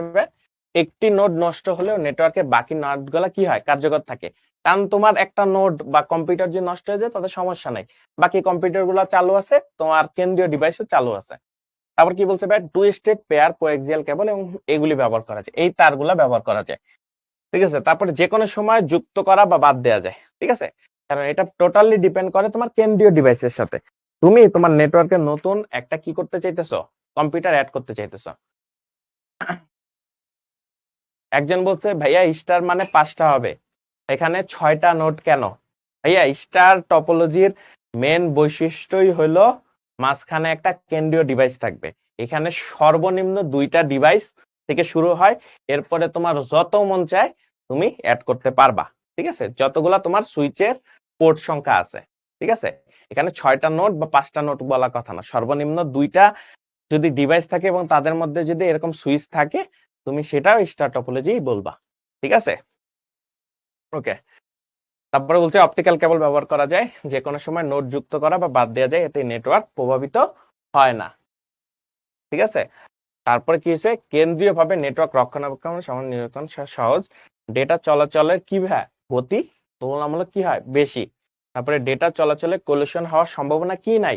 কম, কারণ তোমার মনে করো যে সুইচ বা হাবের মাধ্যমে যাইতেছো, যদি সুইচ ব্যবহার করো তখন কলিশন হওয়ার সম্ভাবনাটা কম, ঠিক আছে। তারপরে বলছে সুইচ ব্যবহারের কারণে বাস বা রিং টপোলজির তুলনায় এর ডেটার নিরাপত্তা কি বেশি, কারণ যেই কম্পিউটারে তুমি ডেটা পাঠাইতে চাইতেছো সেই কম্পিউটারই ডেটা যাইতেছে। তারপরে কি আছে ভাই, কম্পিউটারের সংখ্যা বৃদ্ধি পেলেও ডেটা ট্রান্সমিশনের গতি স্বাভাবিক থাকে, কারণ তোমার পথগুলো তো সে ফিক্সড করে দিতেছে। ঠিক আছে, ওকে। অসুবিধাও আছে কিছু। কেন্দ্রীয় ডিভাইসটা যদি একবার নষ্ট হয়ে যায় তাহলে সম্পূর্ণ নেটওয়ার্ক অকার্যকর হয়ে যায়। তারপরে কি হয়, প্রচুর পরিমাণে কেবল এবং কেন্দ্রীয় ডিভাইস ব্যবহৃত হয় বিধায় এটি ব্যয়বহুল। এটা মনে করো যে কেন্দ্রীয় ডিভাইস আছে, আবার তোমার অনেকগুলা কেবল ব্যবহার করতে হইতেছে, এটা তোমার কলিশন কি, কলিশন মানে হলো একে অপরের সাথে ধাক্কা খাওয়া।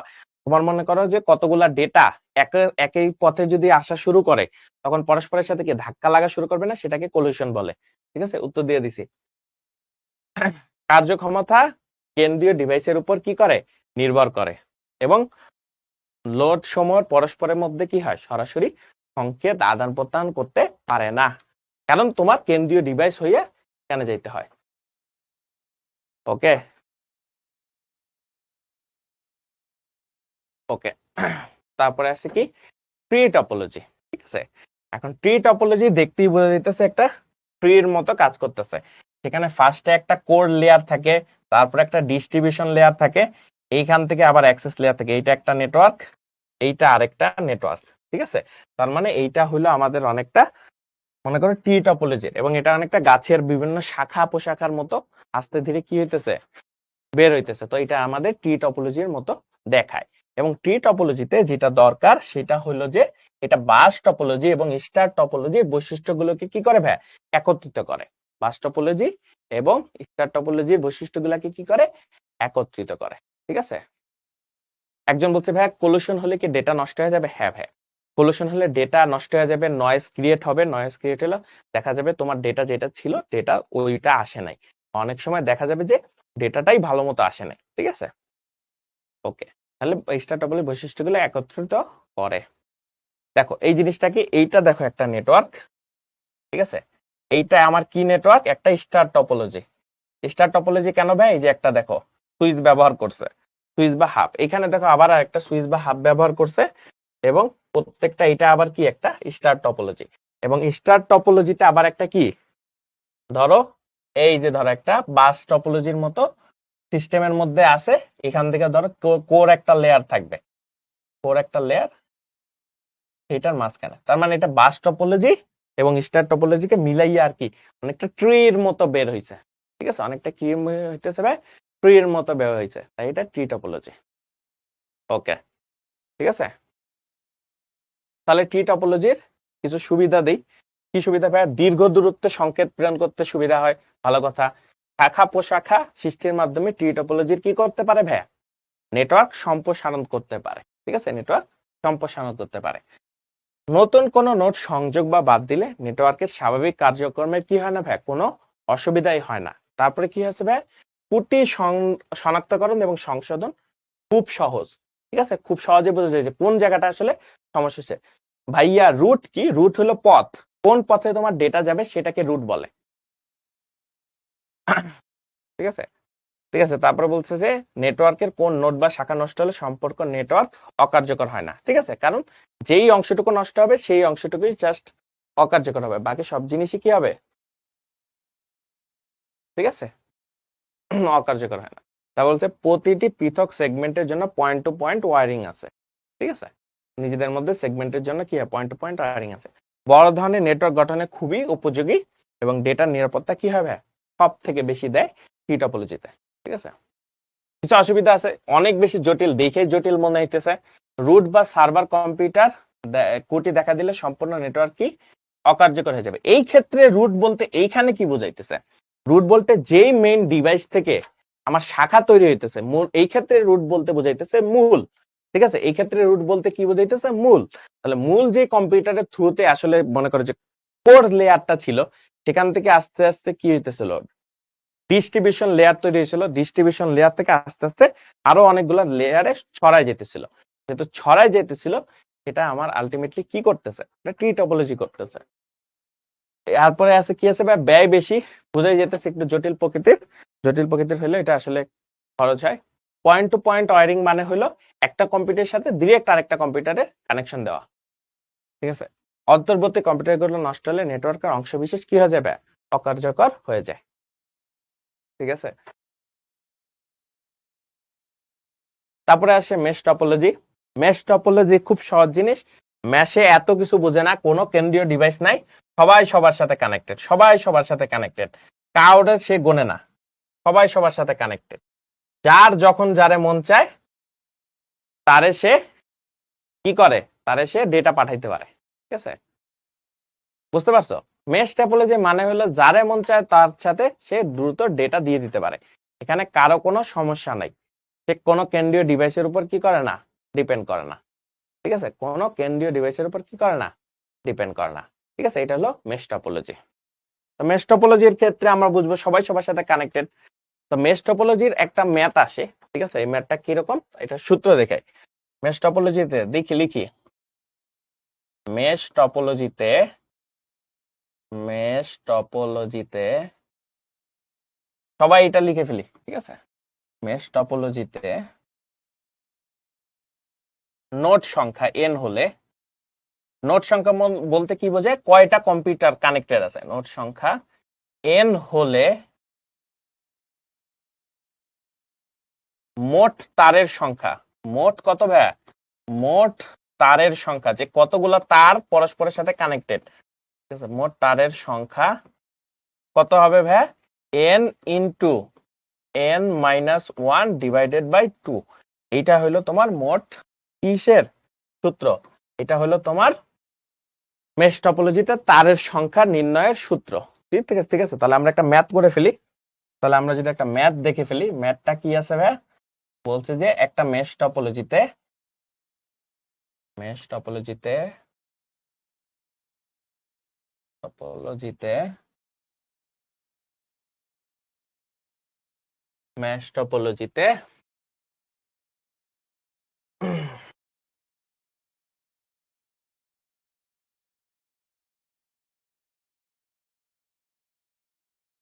তারের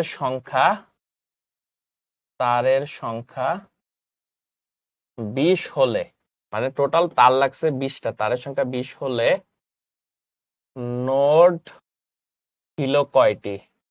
আমি উল্টা কোশ্চেন করছি এবার। ঠিক আছে, নোড ছিল কয়টি। ঠিক আছে, নোড ছিল কয়টি, এবার কোশ্চেনটাই করছি উল্টা। ঠিক আছে, যে বলছি যে কি, যে মেশ টপোলজিতে তারের সংখ্যা যদি 20 থাকে, মানে টোটাল তারের সংখ্যা 20, তাহলে নোড ছিল কয়টা। ঠিক আছে, উল্টাটা ভালো মতো কোশ্চেন দেখো, নোড ছিল কয়টা জিজ্ঞেস করছি, তারের সংখ্যা বলে দিছি প্রশ্নে। ঠিক আছে, তারের সংখ্যাটাই বলে দিছে। তাহলে আমরা লিখবো, যদি আমরা লিখি তাহলে আমরা জানি তারের সংখ্যার ফর্মুলা কি ভাই, তারের সংখ্যা n into n-1 divided by 2 is equals to total কত ভাই, 20। টোটাল কত ভাই, 20। তার মানে এখান থেকে আমরা পাইতেছি কত, n into n-1 is equals two 40। ঠিক আছে না, n ইন্টু 40। তাহলে এখান থেকে আমরা যদি লিখি তাহলে আসতেছে আমার n square minus n minus 40 is equals to 0। তার মানে একটা কি চলে আসতেছে, দ্বিঘাত সমীকরণ চলে আসতেছে। যদি দ্বিঘাত সমীকরণ চলে আসে, এখান থেকে n এর মান কত আসে দেখো তো, কত আসছে। আমার কাছে ক্যালকুলেটরও নাই, দেখো তো হিসাব করে। হঠাৎ করে তোমাদের জন্য এই ম্যাথটা বানায় ফেললাম।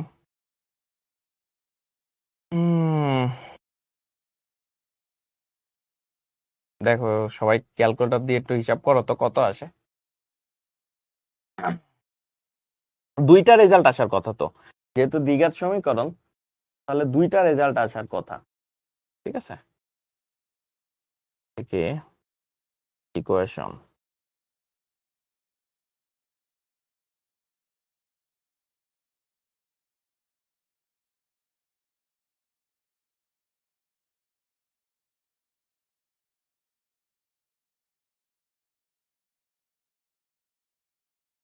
ঠিক আছে, আমার কাছে আশেপাশে ক্যালকুলেটর নাই। ঠিক আছে, যেহেতু আশেপাশে ক্যালকুলেটর নাই, তোমাদের রেজাল্টটাই দেখতেছি। ম্যাক্সিমাম লিখছো 6.84 আর হলো -5.84। তার মানে যেহেতু এইটা 6.84, ঠিক আছে, তার মানে 84, তার মানে আমরা লিখতে পারি এটা হলো প্রায় 7টা নোট ছিল। কয়টা নোট ছিল? 7টা নোট। আরেকটা হলো নেগেটিভ একটা ভ্যালু আসবে, যেহেতু নেগেটিভ একটা ভ্যালু আসবে তাহলে নেগেটিভ ভ্যালুটা আসলে তার নোট সংখ্যা হইতে পারে। মানে কি হয়েছে? -5.8। তার মানে কল্পনায় কল্পনায় আমার কাছে 5টা নোট ছিল। এটা কিন্তু সম্ভব না, ঠিক আছে? এটা তো কল্পনা করা সম্ভব না, তাই এটা আমরা ধরে নিতেছি 7টা। পজিটিভ যে ভ্যালুটা আসবে সেটা 7টা। বুঝতে পারছো? এইরকম টাইপের কিন্তু কোশ্চেন আসতে পারে। তাদের সংখ্যা ফ্র্যাকশন হইতে পারে না, এই কারণে আমি 7 লিখে দিচ্ছি। দেখছো, প্রায় 7টা। ঠিক আছে, বেশি নাম্বারটাই ধরলাম। ওকে, ঠিক আছে, তার মানে 7টা টোটাল। ওকে, আই গেস তুলতে পারছো। সামনের দিকে যদি যাই, তারের সংখ্যা ফ্র্যাকশন হইতে পারে না ভাই। তারের সংখ্যা ফ্র্যাকশন কেমনে হয়? অর্ধেক তার দিছিলা, অর্ধেক তার দিছিলা, আর বাকি তার কি তুমি খেয়ে ফেলছো? তারের সংখ্যা আবার কেমনে ফ্র্যাকশন হয়? বোকা ছেলে না বোকা মেয়ে? কে? সাদিয়া তাজনুর তো বোকা মেয়ে। ঠিক আছে, শ্রাবন্তী হালতার বলতেছে কল্পনায় সুন্দর ভাইয়া। তো কল্পনা করতে থাকো, কল্পনা করো, কল্পনা করে নিজের ভাবো যে তুমি এই বাংলাদেশের প্রধানমন্ত্রী। ঠিক আছে, কল্পনা করতে থাকো। আমি তো মাঝে মাঝে কল্পনা করি আমি আমেরিকার প্রেসিডেন্ট। ঠিক আছে, কল্পনা করতে ভালোই লাগে। সামনে দেয়,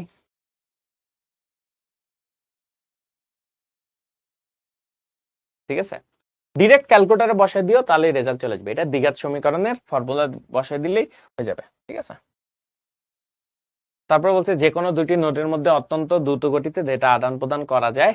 একটি সংযোগ লাইন নষ্ট হয়ে গেলেও বিকল্প সংযোগ লাইন ব্যবহার করে ডেটা আদান প্রদান করা যায়, কারণ অনেকগুলা তার আছে। এতে ডেটা কমিউনিকেশন অনেক বেশি নিশ্চয়তা থাকে, কারণ যাবেই নেটওয়ার্কের সমস্যা খুব সহজে সমাধান করা যায়, বোঝা যায় কোন তারটা নষ্ট। নিরাপত্তা এবং গোপনীয়তা অবশ্যই রক্ষা করে। তারপরে কি আছে ভাই? নেটওয়ার্কের কোনো কম্পিউটার নষ্ট বা বিচ্ছিন্ন হলে, একজনই বলছে ভাই ক্যালকুলেটর দিয়ে পরীক্ষা লিখলে হবে। হ্যাঁ, এই জিনিসগুলা ক্যালকুলেটর দিয়ে তোমরা করতে পারবা। তোমরা এখন অনেক বড় হয়ে গেছো, তোমরা এখন এই জিনিসগুলা ক্যালকুলেটরে ডিরেক্ট রেজাল্ট বসায় দিতে পারবা, কোনো সমস্যা নাই। ঠিক আছে, ওকে। তারপর নেটওয়ার্কে কোনো কম্পিউটার নষ্ট বা বিচ্ছিন্ন হলেও নেটওয়ার্ক সচল থাকে। তারপর কি আছে ভাই?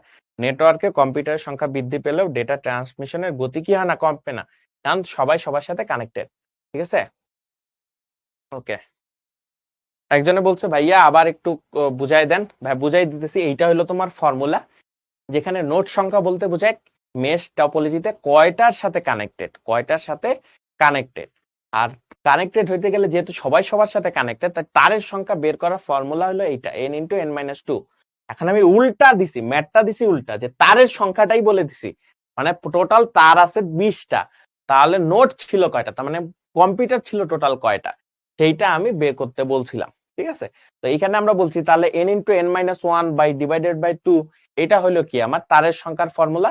ঠিক আছে, আমরা 20 দিয়ে হিসাব করছি, 2 এদিকে পাঠাইছি, 40 আসছে, দেন এইটারে গুণ করছি n² - n, আর এই 40টাকে এই পারে আনছি, তার মানে 40। দেন তারপরে দ্বিঘাত সমীকরণ দেখে ডিরেক্ট ক্যালকুলেটর বসাইছি, ক্যালকুলেটর দ্বিঘাত সমীকরণ করলেই আমার রেজাল্ট চলে আসবে। ওকে, তারপর বলছে মেশ টপোলজির অসুবিধা কি ভাই? মেশ টপোলজির অসুবিধা হলো এই টপোলজিতে নেটওয়ার্ক ইনস্টলেশন ও কনফিগারেশন বেশ জটিল হয়। ঠিক আছে, এরপর নেটওয়ার্কে অতিরিক্ত লিংক স্থাপন করতে হয়, বিধায় এতে খরচ কি হয়, বেড়ে যায়। এতে খরচ কি হয়, বেড়ে যায়, কারণ অনেক বেশি তার ইউজ করতে হয়।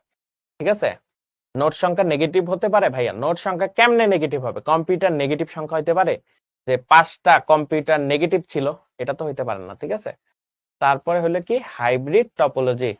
ঠিক আছে, হাইব্রিড টপোলজি ভিন্ন ধরনের একাধিক টপোলজির সমন্বয়ে, ভিন্ন ধরনের একাধিক টপোলজির সমন্বয়ে যদি নতুন এক ধরনের টপোলজি, হাইব্রিড মানেই বুঝবা যে কয়েকটা টপোলজি একত্রে ব্যবহার করা হয়েছে। যেমন এখানে হলো স্টার টপোলজি, এখানে আরেকটা স্টার টপোলজি, এখানে হলো আরেকটা স্টার টপোলজি। এই 3টা স্টার টপোলজি যদি মনে করো যে পরস্পরের সাথে কানেক্টেড থাকে, তাহলে সে মনে করে যে তার মানে 3টা স্টার টপোলজি মিলা আবার রিং টপোলজি বানাইছে, তার মানে এটারে আলাদা আলাদা ভাবে কিছু বলতে পারবা না, এই কারণে এটারে হাইব্রিড টপোলজি বলে। ঠিক আছে, হাইব্রিড টপোলজি বলে। ঠিক আছে, ওকে। ওকে,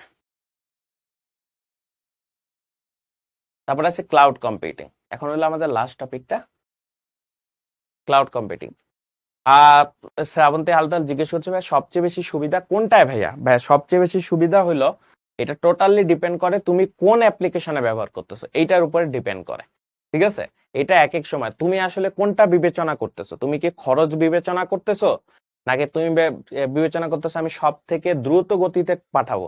তো তুমি আসলে কিভাবে চিন্তা ভাবনা করতেছো সেই জিনিসটা ব্যবহার করবা। ঠিক আছে, ব্যবহার করবা।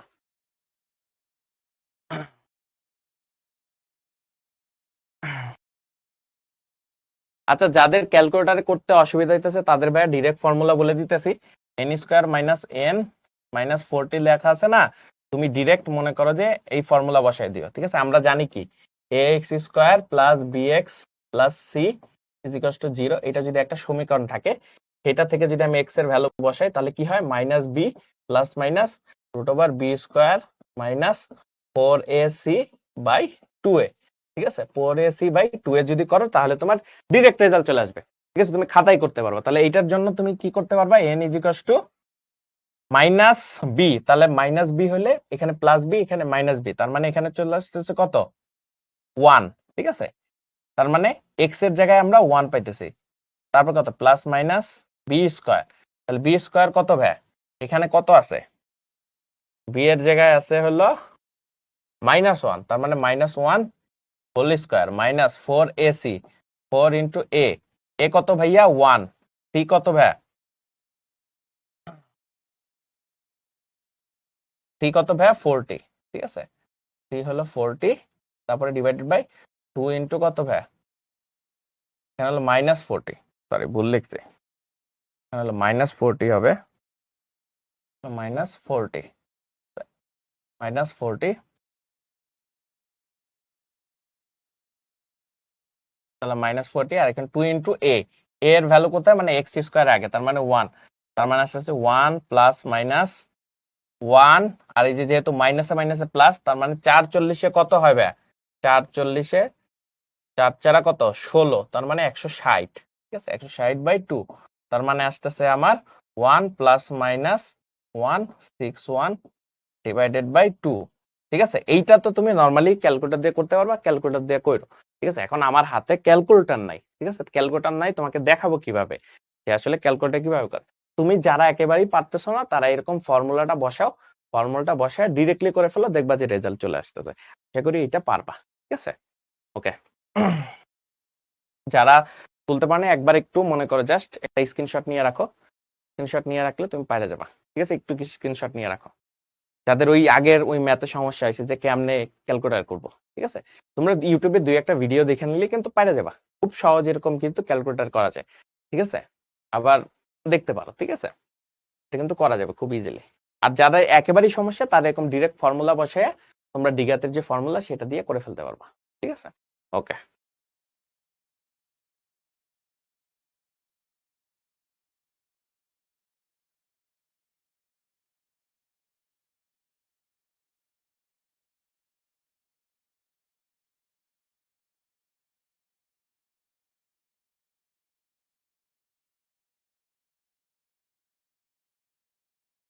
ঠিক আছে, তো এখন আমাদের ক্লাউড কম্পিউটিং শুরু হবে।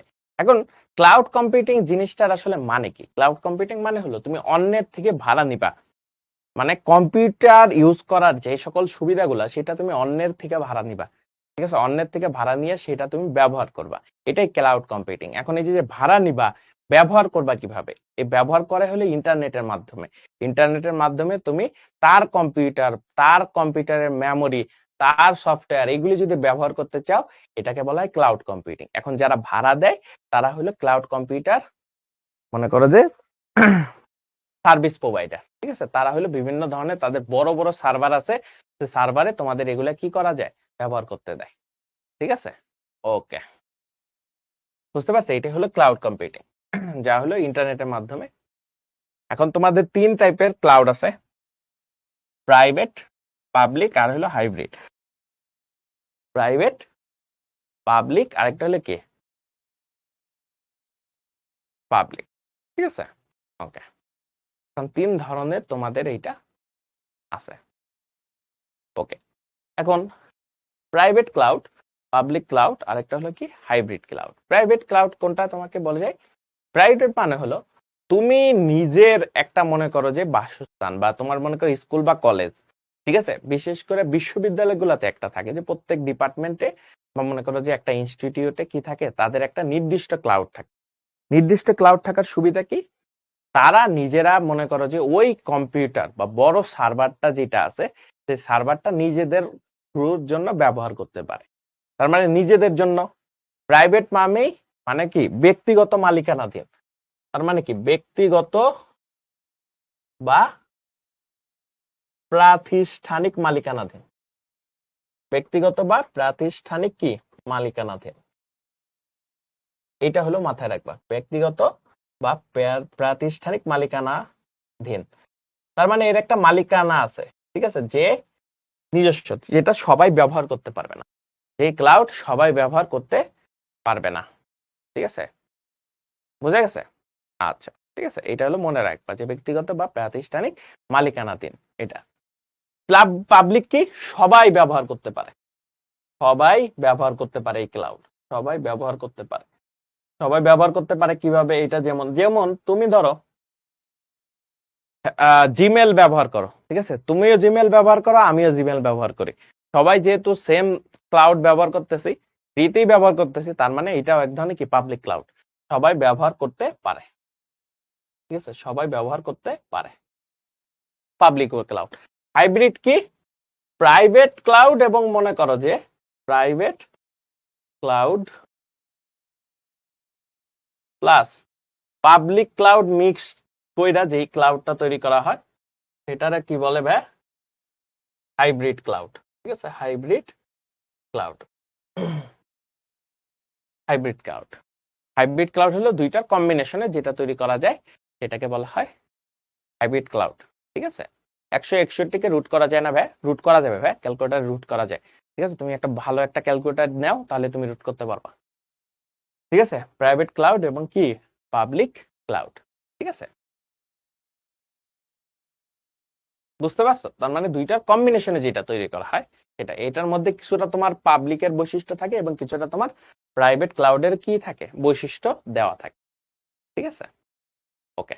তারপরে হলো সার্ভিস মডেল, তুমি কি ধরনের সার্ভিস চাইতেছো বা পাইতেছো। ঠিক আছে, কি ধরনের সার্ভিস পাইতেছো বা চাইতেছো। আইএস মানে হলো infrastructure, infrastructure as a service, as a service.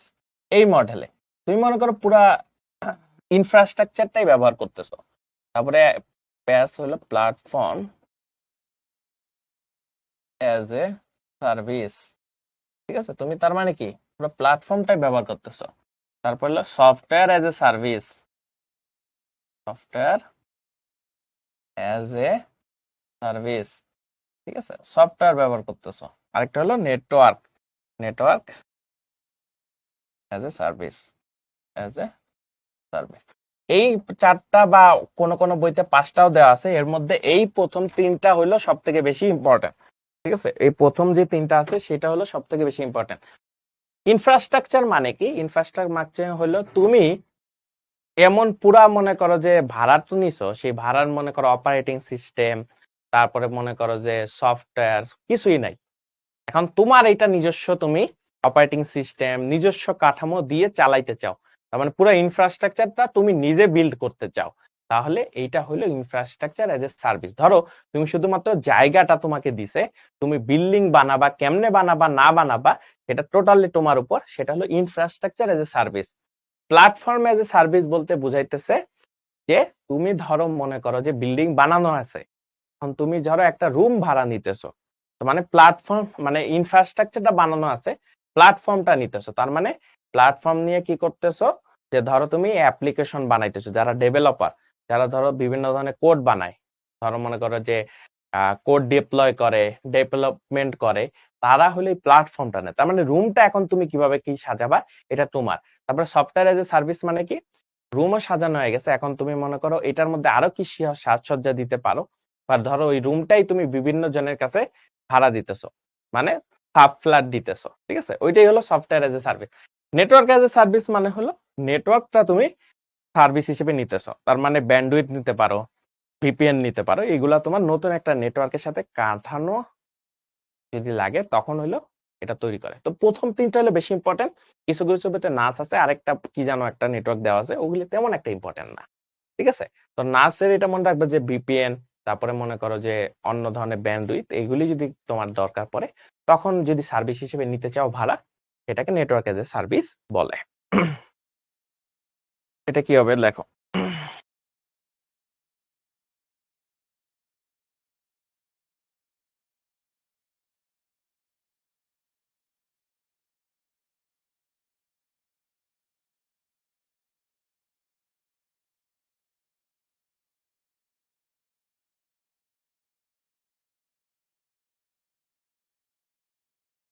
এটার উত্তর কি হবে লেখো তো।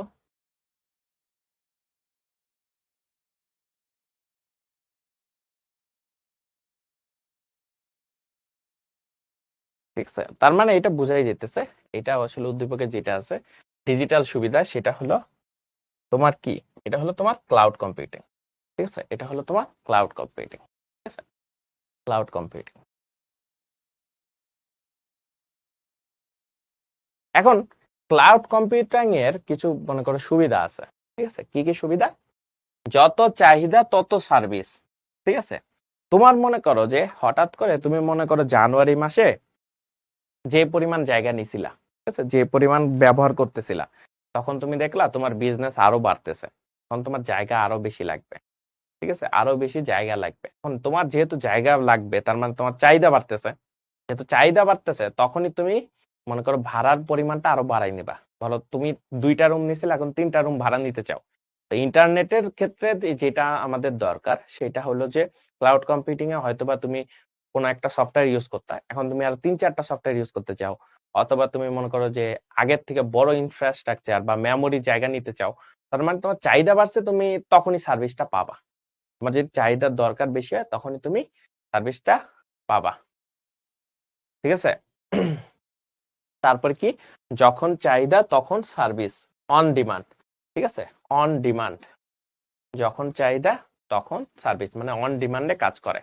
ঠিক আছে, যখন চাইবা তখনই কাজ করবে। তোমার যদি এখন দরকার পড়ে, ধরো রাত 3টা বাজে, তোমার এখনই দরকার, তখনই তুমি যদি টাকা পে করে দাও, তখনই তোমাকে কি করবে, সার্ভিস প্রদান করা শুরু করে দেবে। ঠিক আছে, যখন চাহিদা তখনই সার্ভিস। তারপর কি বলছে, যখন ব্যবহারের তখন মূল্য শোধ। যতক্ষণ পর্যন্ত তুমি টাকা পয়সা দিবা, সে তোমারে ততক্ষণ পর্যন্ত চিনবে। তুমি যদি টাকা পয়সা না দাও, সে তোমার আর চিনবে না। ঠিক আছে, তুমি টাকা পয়সা যদি দাও, না ঠিক আছে আমি এই মাসে টাকা দিব না, সে তোমার আর কিছু বলবে না যে তুমি আজকে থেকে কোনো সুবিধা ব্যবহার করতে পারবা না। ঠিক আছে, এইটা হলো কথা। একজনে বলছে ভাইয়া হাইব্রিড ক্লাউডের একটা উদাহরণ দেন। ভাইয়া তুমি গুগল ড্রাইভের কথা চিন্তা করো। গুগল ড্রাইভে কি হয়, তুমি 15 জিবি পর্যন্ত ফ্রি ডেটা রাখতে পারো। ঠিক আছে, গুগল ড্রাইভে ফ্রি ডেটা রাখতে পারো, তার মানে এটা পাবলিক। এরপরে তোমার যদি বেশি ডেটা লাগে, তখন তোমার কি হয়, টাকা দিয়ে কিনতে হয়। তখন এই যে এটা অনেকটা প্রাইভেটের মতো হয়ে যাইতেছে। ঠিক আছে, তোমার ওইটা মনে করে যে যতদিন পর্যন্ত টাকা দিবা ততদিন পর্যন্ত তুমি ব্যবহার করতে পারবা। ঠিক আছে, হাইব্রিড ক্লাউডের মতো আরো কমপ্লেক্স জিনিস যদিও। ওকে, যখন ব্যবহার তখন মূল্য শোধ যদি করো, তাহলে as per as you go মডেলে কাজ করে। ঠিক আছে, তারপরে উদ্যোক্তাদের কিছু সুবিধা আছে, উদ্যোক্তাদের সুযোগ। ঠিক আছে, এখন এই উদ্যোক্তাদের সুযোগ কেমনে হইছে, এটা তোমরা আমাকে একটু আইডিয়া দাও তো দেখি, তোমাদের কেমন লাগে, তোমরা এই জিনিসটা বুঝো কিনা। এখানে ওরা বলছে যে উদ্যোক্তাদের সুযোগ সৃষ্টি হয় ক্লাউড কম্পিউটিং এর ব্যবহারের ফলে। তোমাদের বলো তো এটা আসলে কিভাবে হয়, ক্লাউড কম্পিউটিং এর ব্যবহারের ফলে কেন এই জিনিসটা হয়, যে ক্লাউড কম্পিউটিং ব্যবহার করলে উদ্যোক্তাদের সুযোগ কেন হয়। দেখি তোমরা কে কি কি মনে করো, দেখি তোমাদের থেকে আইডিয়া নিতে চাই আমি, কিভাবে এটা হইলো। ইলন মাস্কে নাকি ইলন মাস্ক, মানে উদ্যোক্তাদের কি সুযোগ হয়, যে আমি ক্লাউড কম্পিউটিং ব্যবহার করলে উদ্যোক্তাদের কি সুযোগ হয়।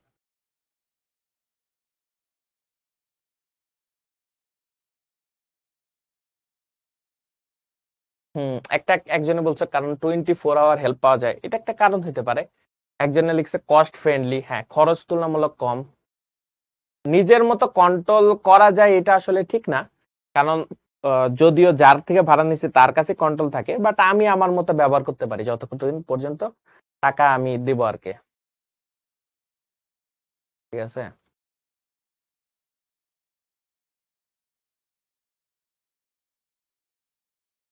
কারণ হলো উদ্যোক্তা এর ব্যবহার অনেক সুবিধাজনক, তাই আচ্ছা এটা দেয়, হ্যাঁ, বাট কি সুবিধা দেয় সেটাই তো আমি জিজ্ঞেস করতেছি।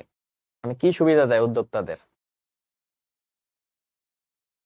সুবিধা বেশি সেটা আমিও বুঝছি, কিন্তু কি সুবিধা দেয় সেটা আমারে বলো। একজন বলছে স্টোরেজ বেশি লাগে না, কথাটা ঠিক না।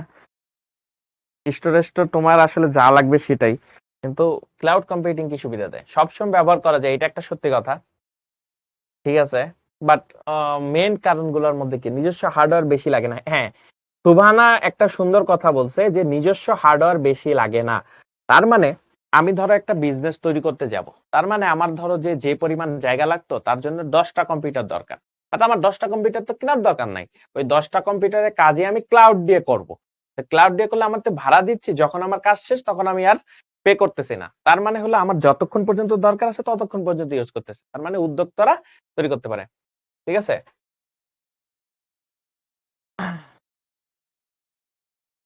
হ্যাঁ। ওকে। কয়েকজনে খুব সুন্দর সুন্দর উদাহরণ দিছো। কাজের পরিধি বাড়াতে পারে, পুঁজি অনুসারে কাজ করতে পারে, হ্যাঁ এটা একটা কারণ। যে কারণ আমার কাছে অত বেশি প্রথমেই টাকা থাকবে না, যে টাকার কারণে আমি ফার্স্টেই অনেক বেশি খরচ করতে পারবো। সার্ভার ফিজিক্যালি কেনা লাগে না, হ্যাঁ এটা একটা বড় কথা। খরচ তুলনামূলক কম, খরচ সাশ্রয় হয়, হ্যাঁ এটা একটা কারণ। এগুলা কিন্তু মোটামুটি একটা কারণের মধ্যে থেকে, ঠিক আছে, এগুলো এক একটা কারণ। ঠিক আছে, ওকে, এটা উত্তর দাও।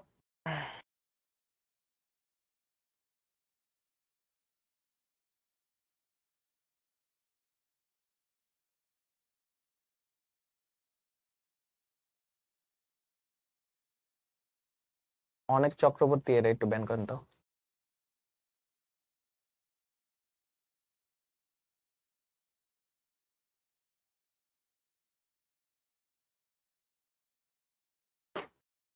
ওকে, তাহলে উদ্দীপকে উল্লেখিত সেবাটি আসলে কি? এটা হলো আগে একটু ফার্স্ট ফাইন্ড ইট। সেবাটি আসলে কি? সেবাটি হলো ক্লাউড কম্পিউটিং। সেবাটি কি? সেবাটি হলো ক্লাউড কম্পিউটিং। ঠিক আছে, সেবাটা হলো ক্লাউড কম্পিউটিং। ঠিক আছে, সেবাটা হলো ক্লাউড কম্পিউটিং। এখন ক্লাউড কম্পিউটিং এর মধ্যে কোনগুলা? রিসোর্স স্কেলেবিলিটি সুবিধা দেয়, মানে তুমি চাইলেই বাড়াইতে পারবা অন ডিমান্ড, সময় যখন দরকার তখন, যতক্ষণ পর্যন্ত টাকা দিবা ততক্ষণ পর্যন্তই তোমার ব্যবহার করতে দিবে। তার মানে 1 2 3, তার মানে 4টাই হবে উত্তর, মানে 3টাই হবে উত্তর আর কি, 4 নাম্বার অপশন। ঠিক আছে, 4 নাম্বার অপশন।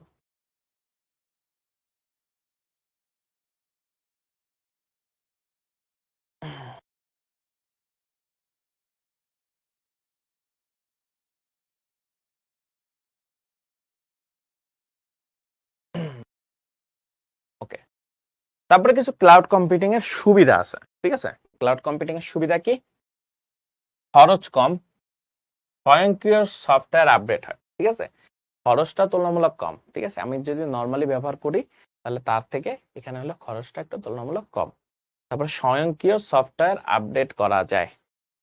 আচ্ছা, সৌরভ কর্মকার বলছে ক্লাউড কম্পিউটিং কিভাবে ব্যবহার করা হয়। আচ্ছা বলতেছি ধরো, তারপর বলতেছি যে খরচ কম, স্বয়ংক্রিয় সফটওয়্যার আপডেট হয়, তোমার যে কোনো জায়গা থেকে ডেটা অ্যাক্সেস করা যায়, যে কোনো জায়গা থেকে ডেটা অ্যাক্সেস করা যায়, ব্যাকআপ রয়েছে। ঠিক আছে, তোমার এক একটা ব্যাকআপ থাকে, ওই সার্ভারের কাছে থাকে, তোমার কাছে না থাকলে সার্ভার থেকে সহজে পরিবর্তন করা যায়, বিজ্ঞানী গবেষকদের জন্য সুবিধা। ঠিক আছে, ক্লাউড কম্পিউটিং হলো কি, আমি তোমারে বলি, আমি জিনিসটা বলি। ক্লাউড কম্পিউটিং হলো, ধরো তোমার কম্পিউটারে তুমি কি ব্যবহার করতে পারো, কারণ তোমার কম্পিউটারে ধরো অপারেটিং সিস্টেম আছে, তারপর ধরো মেমোরি স্টোরেজ আছে, এই সব কিছু। এখন ধরো তুমি তোমার কম্পিউটারে মেমোরি যে স্পেসটা আছে, সেই স্পেসে অনেক সময় ছবি রাখো না, রাখো কোথায়? গুগল ফটোসে। ঠিক আছে, গুগলের যে ফটোস আছে সেইখানে তোমাদের ছবিগুলো রাখো। তাহলে কি হয়, তুমি তোমার ছবি কোথায় রাখতেছো? অনলাইনে রাখতেছো। এই অনলাইনে যে রাখতেছো সেটাই তোমার কোনো একটা সার্ভারে রাখতেছো, সার্ভারের নিজস্ব মেমোরিতে রাখতেছে সেই ছবিগুলো, এটাই হলো ক্লাউড। এটাই হলো ক্লাউড। তেমনি তুমি যদি চাও যে তোমার কম্পিউটারে যা যা সুবিধা আছে এই সুবিধাগুলা তুমি অন্য কোনো একটা এরকম ইন্টারনেটের মাধ্যমে ব্যবহার করে অন্য কোনো জায়গা থেকে ভাড়া নিবা, যে আমার একটা 15 জিবির হার্ড ডিস্ক লাগবে, ঠিক আছে, 15 জিবির হার্ড ডিস্ক লাগবে, সে অনলাইনে দেখাবে, তো তোমার কাছে আসবে না সে, বাট অনলাইনে তুমি সেই কাজগুলো করতে পারবা, বা তুমি নতুন একটা অপারেটিং সিস্টেম লাগাইতে পারবা, নতুন একটা সফটওয়্যার ব্যবহার করতে পারবা, অনলাইনে ব্যবহার করতে পারবা, ঠিক আছে। তার মানে এগুলো হলো ক্লাউডের এক একটা বৈশিষ্ট্য। এখন তুমি কি পরিমাণ, তোমার কি চাহিদা, সেটার উপর ডিপেন্ড করে বিভিন্ন কোম্পানি কি করে, বিভিন্ন কোম্পানি বিভিন্ন ধরনের সুবিধা প্রদান করে, ঠিক আছে। এই সুবিধাগুলো এখানে কিছু কিছু মনে করো অংশ দেওয়া আছে, বুঝতে পারছো? তোমরা কয়েকটা ক্লাউড, যারা ক্লাউড মনে করো যে কম্পিউটিং এর বিভিন্ন ধরনের বেচাকেনা করে বা যারা এরকম সুবিধা দেয়, দুই একজনের নাম তোমরা জানো কিনা বলো তো, কারা এরকম ক্লাউডের সুবিধা দেয়? তোমরা যদি জানো আমাকে একটু জানাও তো।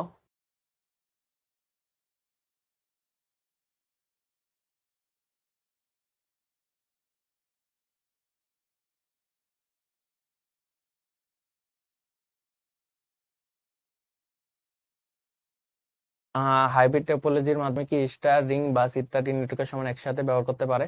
তুমি তোমার মতো হাইব্রিড টপোলজি বানাইতে পারবা, কোনো সমস্যা নাই।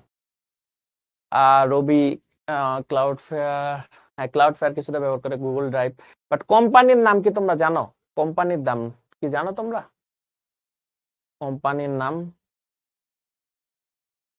হ্যাঁ গুগল দেয়, এডব্লিউএস দেয়, অ্যামাজন দেয়, ঠিক আছে, গুগল অ্যামাজন দেয়, অ্যামাজন অনেক বড় কোম্পানি, বিশেষ করে ক্লাউড সিস্টেমের দিকে, ঠিক আছে, অনেক ধরনের, অ্যামাজন বেশি ইউজ করে, গুগলে কিন্তু অনেক ধরনের সার্ভিস প্রদান করে, ঠিক আছে, তবে সবচেয়ে বেশি অ্যামাজনটা হয়।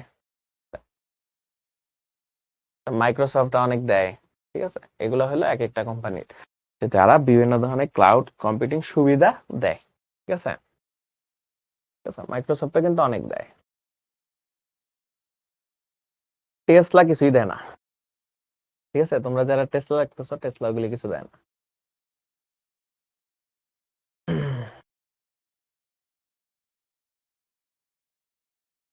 ওকে, তাহলে ক্লাউড কম্পিউটিং আমরা অনেকগুলো সুবিধা লিখলাম, ঠিক আছে, ক্লাউড কম্পিউটিং অনেকগুলো সুবিধা রাখলাম।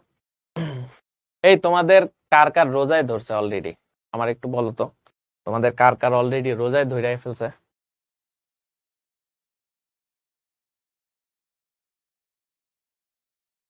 গবেষকরা কিভাবে ব্যবহার করে? গবেষকরা যে বিভিন্ন ধরনের বড় মনে করো জায়গা নেয়, সেখানে তারা ব্যবহার করে, বড় জায়গা নিয়ে সেখানে অনেক ধরনের জটিল জটিল কাজ করতে হয়, এটা নর্মালি কিনতে গেলে অনেক খরচ হয়। অনেকে বলতেছে অনেক কি করছে, যারা এত তাড়াতাড়ি তোমাদের রোজা ধরে ফেলছে, তোমরা আবার চুপি সারে কিছু খাইয়া ফেলো না, ঠিক আছে। ওকে, কিন্তু আজকে ধরেনি, ওকে, অনেকে বলতেছে আমাকেও খুব ধরছে, তোমারে খুব ধরছে। তোমরা কি জানো তোমাদের এনাম ভাইয়ের কিন্তু মাঝে মাঝে এরকম রোজায় ধরে ফেলে? গতকাল সে হলো মনে করো যে বেহুশ হয়ে যাওয়ার মতো অবস্থা, তোমরা হয়তো এটা জানো না, কিন্তু তোমাদের এনাম ভাইয়ের কিন্তু খুব কষ্ট হয় রোজার সময়, সে হলো বেহুশ হয়ে যাওয়ার মতো অবস্থা, ঠিক আছে, তোমরা এরকম ঘটনা ঘটায়ও না।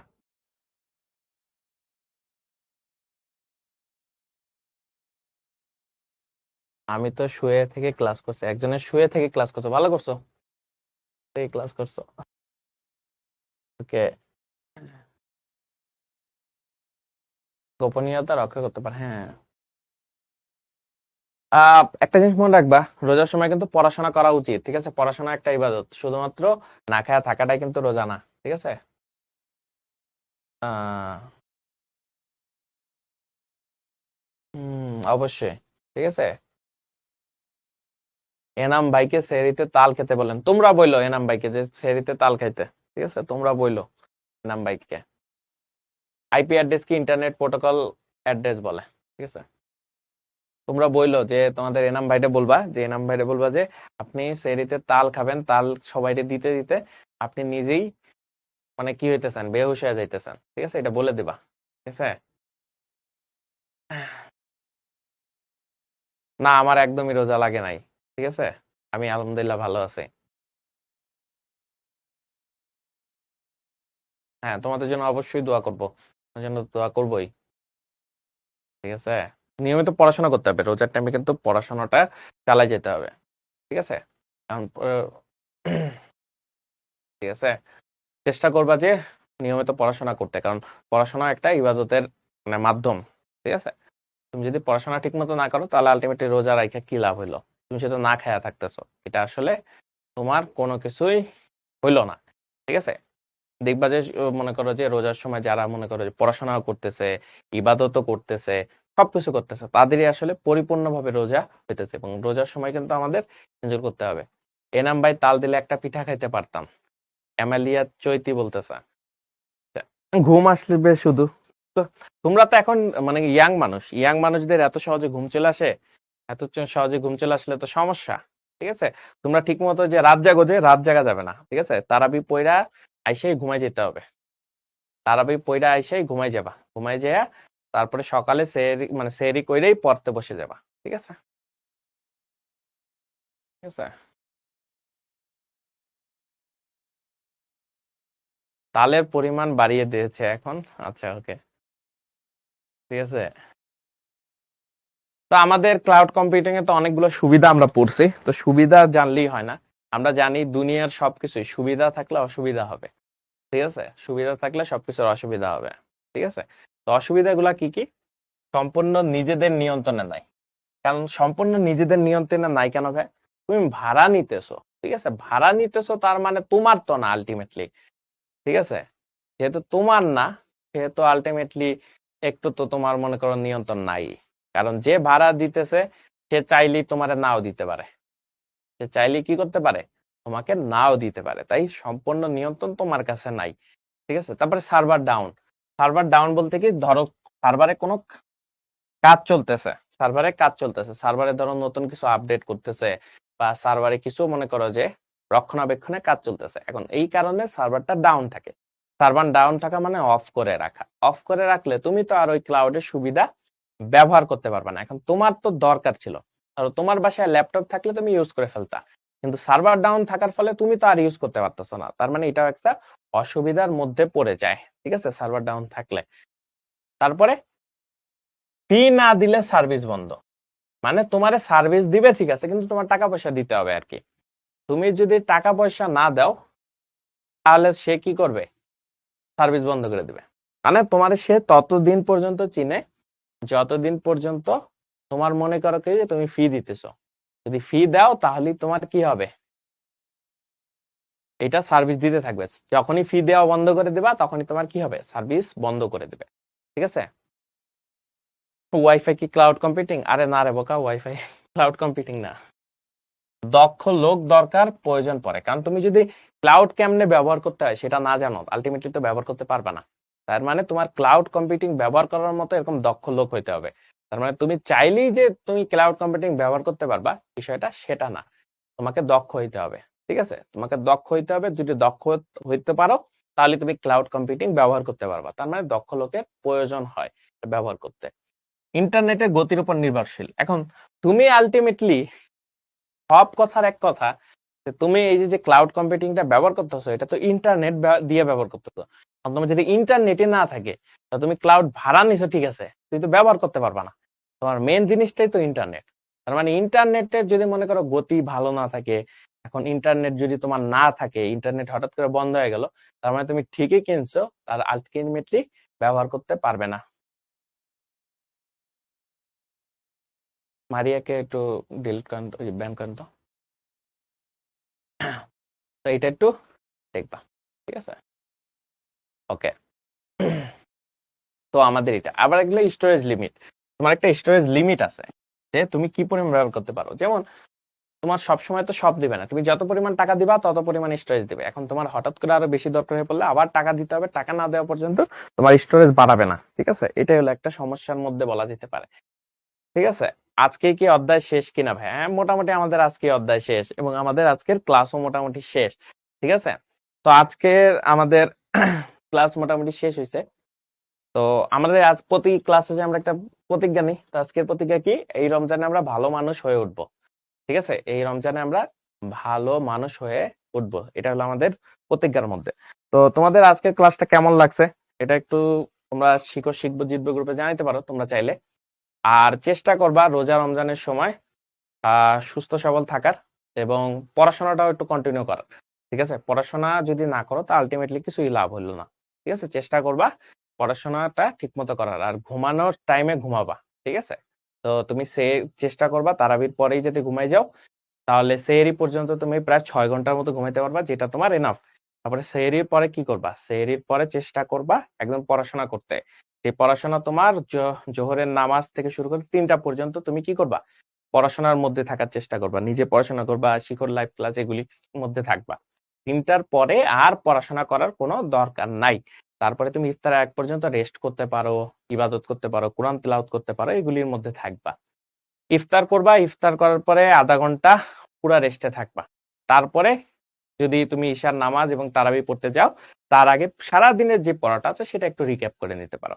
এরপরে তারাবি পড়তে যাও, তারাবি পড়া শেষে বাসায় আসো, বাসায় এসে আবার কি করো? ঘুমায়ে যাও। তাহলে ঘুমায়ে যাও, পুরা এই সাইকেলটা মেইনটেইন করো। যদি এই সাইকেলটা পুরাপুরি মেইনটেইন করতে পারো তাহলে তোমার জন্য জীবনটা খুব ইজি হবে। এই রোজাতেও তুমি খুব সুন্দর মতো পড়ালেখা করতে পারবা। ঠিক আছে? তো চেষ্টা করবা। ট্রাবল শুটিং মানে কি ভাইয়া? তোমার কোন ধরনের সমস্যা হইছে ধরো পিসির মধ্যে। তো ট্রাবল মানে কোন ধরনের সমস্যা। ঠিক আছে? তাই এখন কোন ধরনের সমস্যা যদি হয় সেটাকে তুমি সমাধান যে করার বিষয়টা সেটাকে তোমার ট্রাবল শুটিং বলে। ঠিক আছে? ওকে। ঠিক আছে? তাহলে নেক্সট ক্লাস পর্যন্ত তোমরা সুস্থ থাকো, সবল থাকো। সেই সময়টুকু পর্যন্ত তোমাদের জন্য অসংখ্য শুভকামনা। নেক্সট ক্লাসে দেখা হবে। আসসালামু আলাইকুম।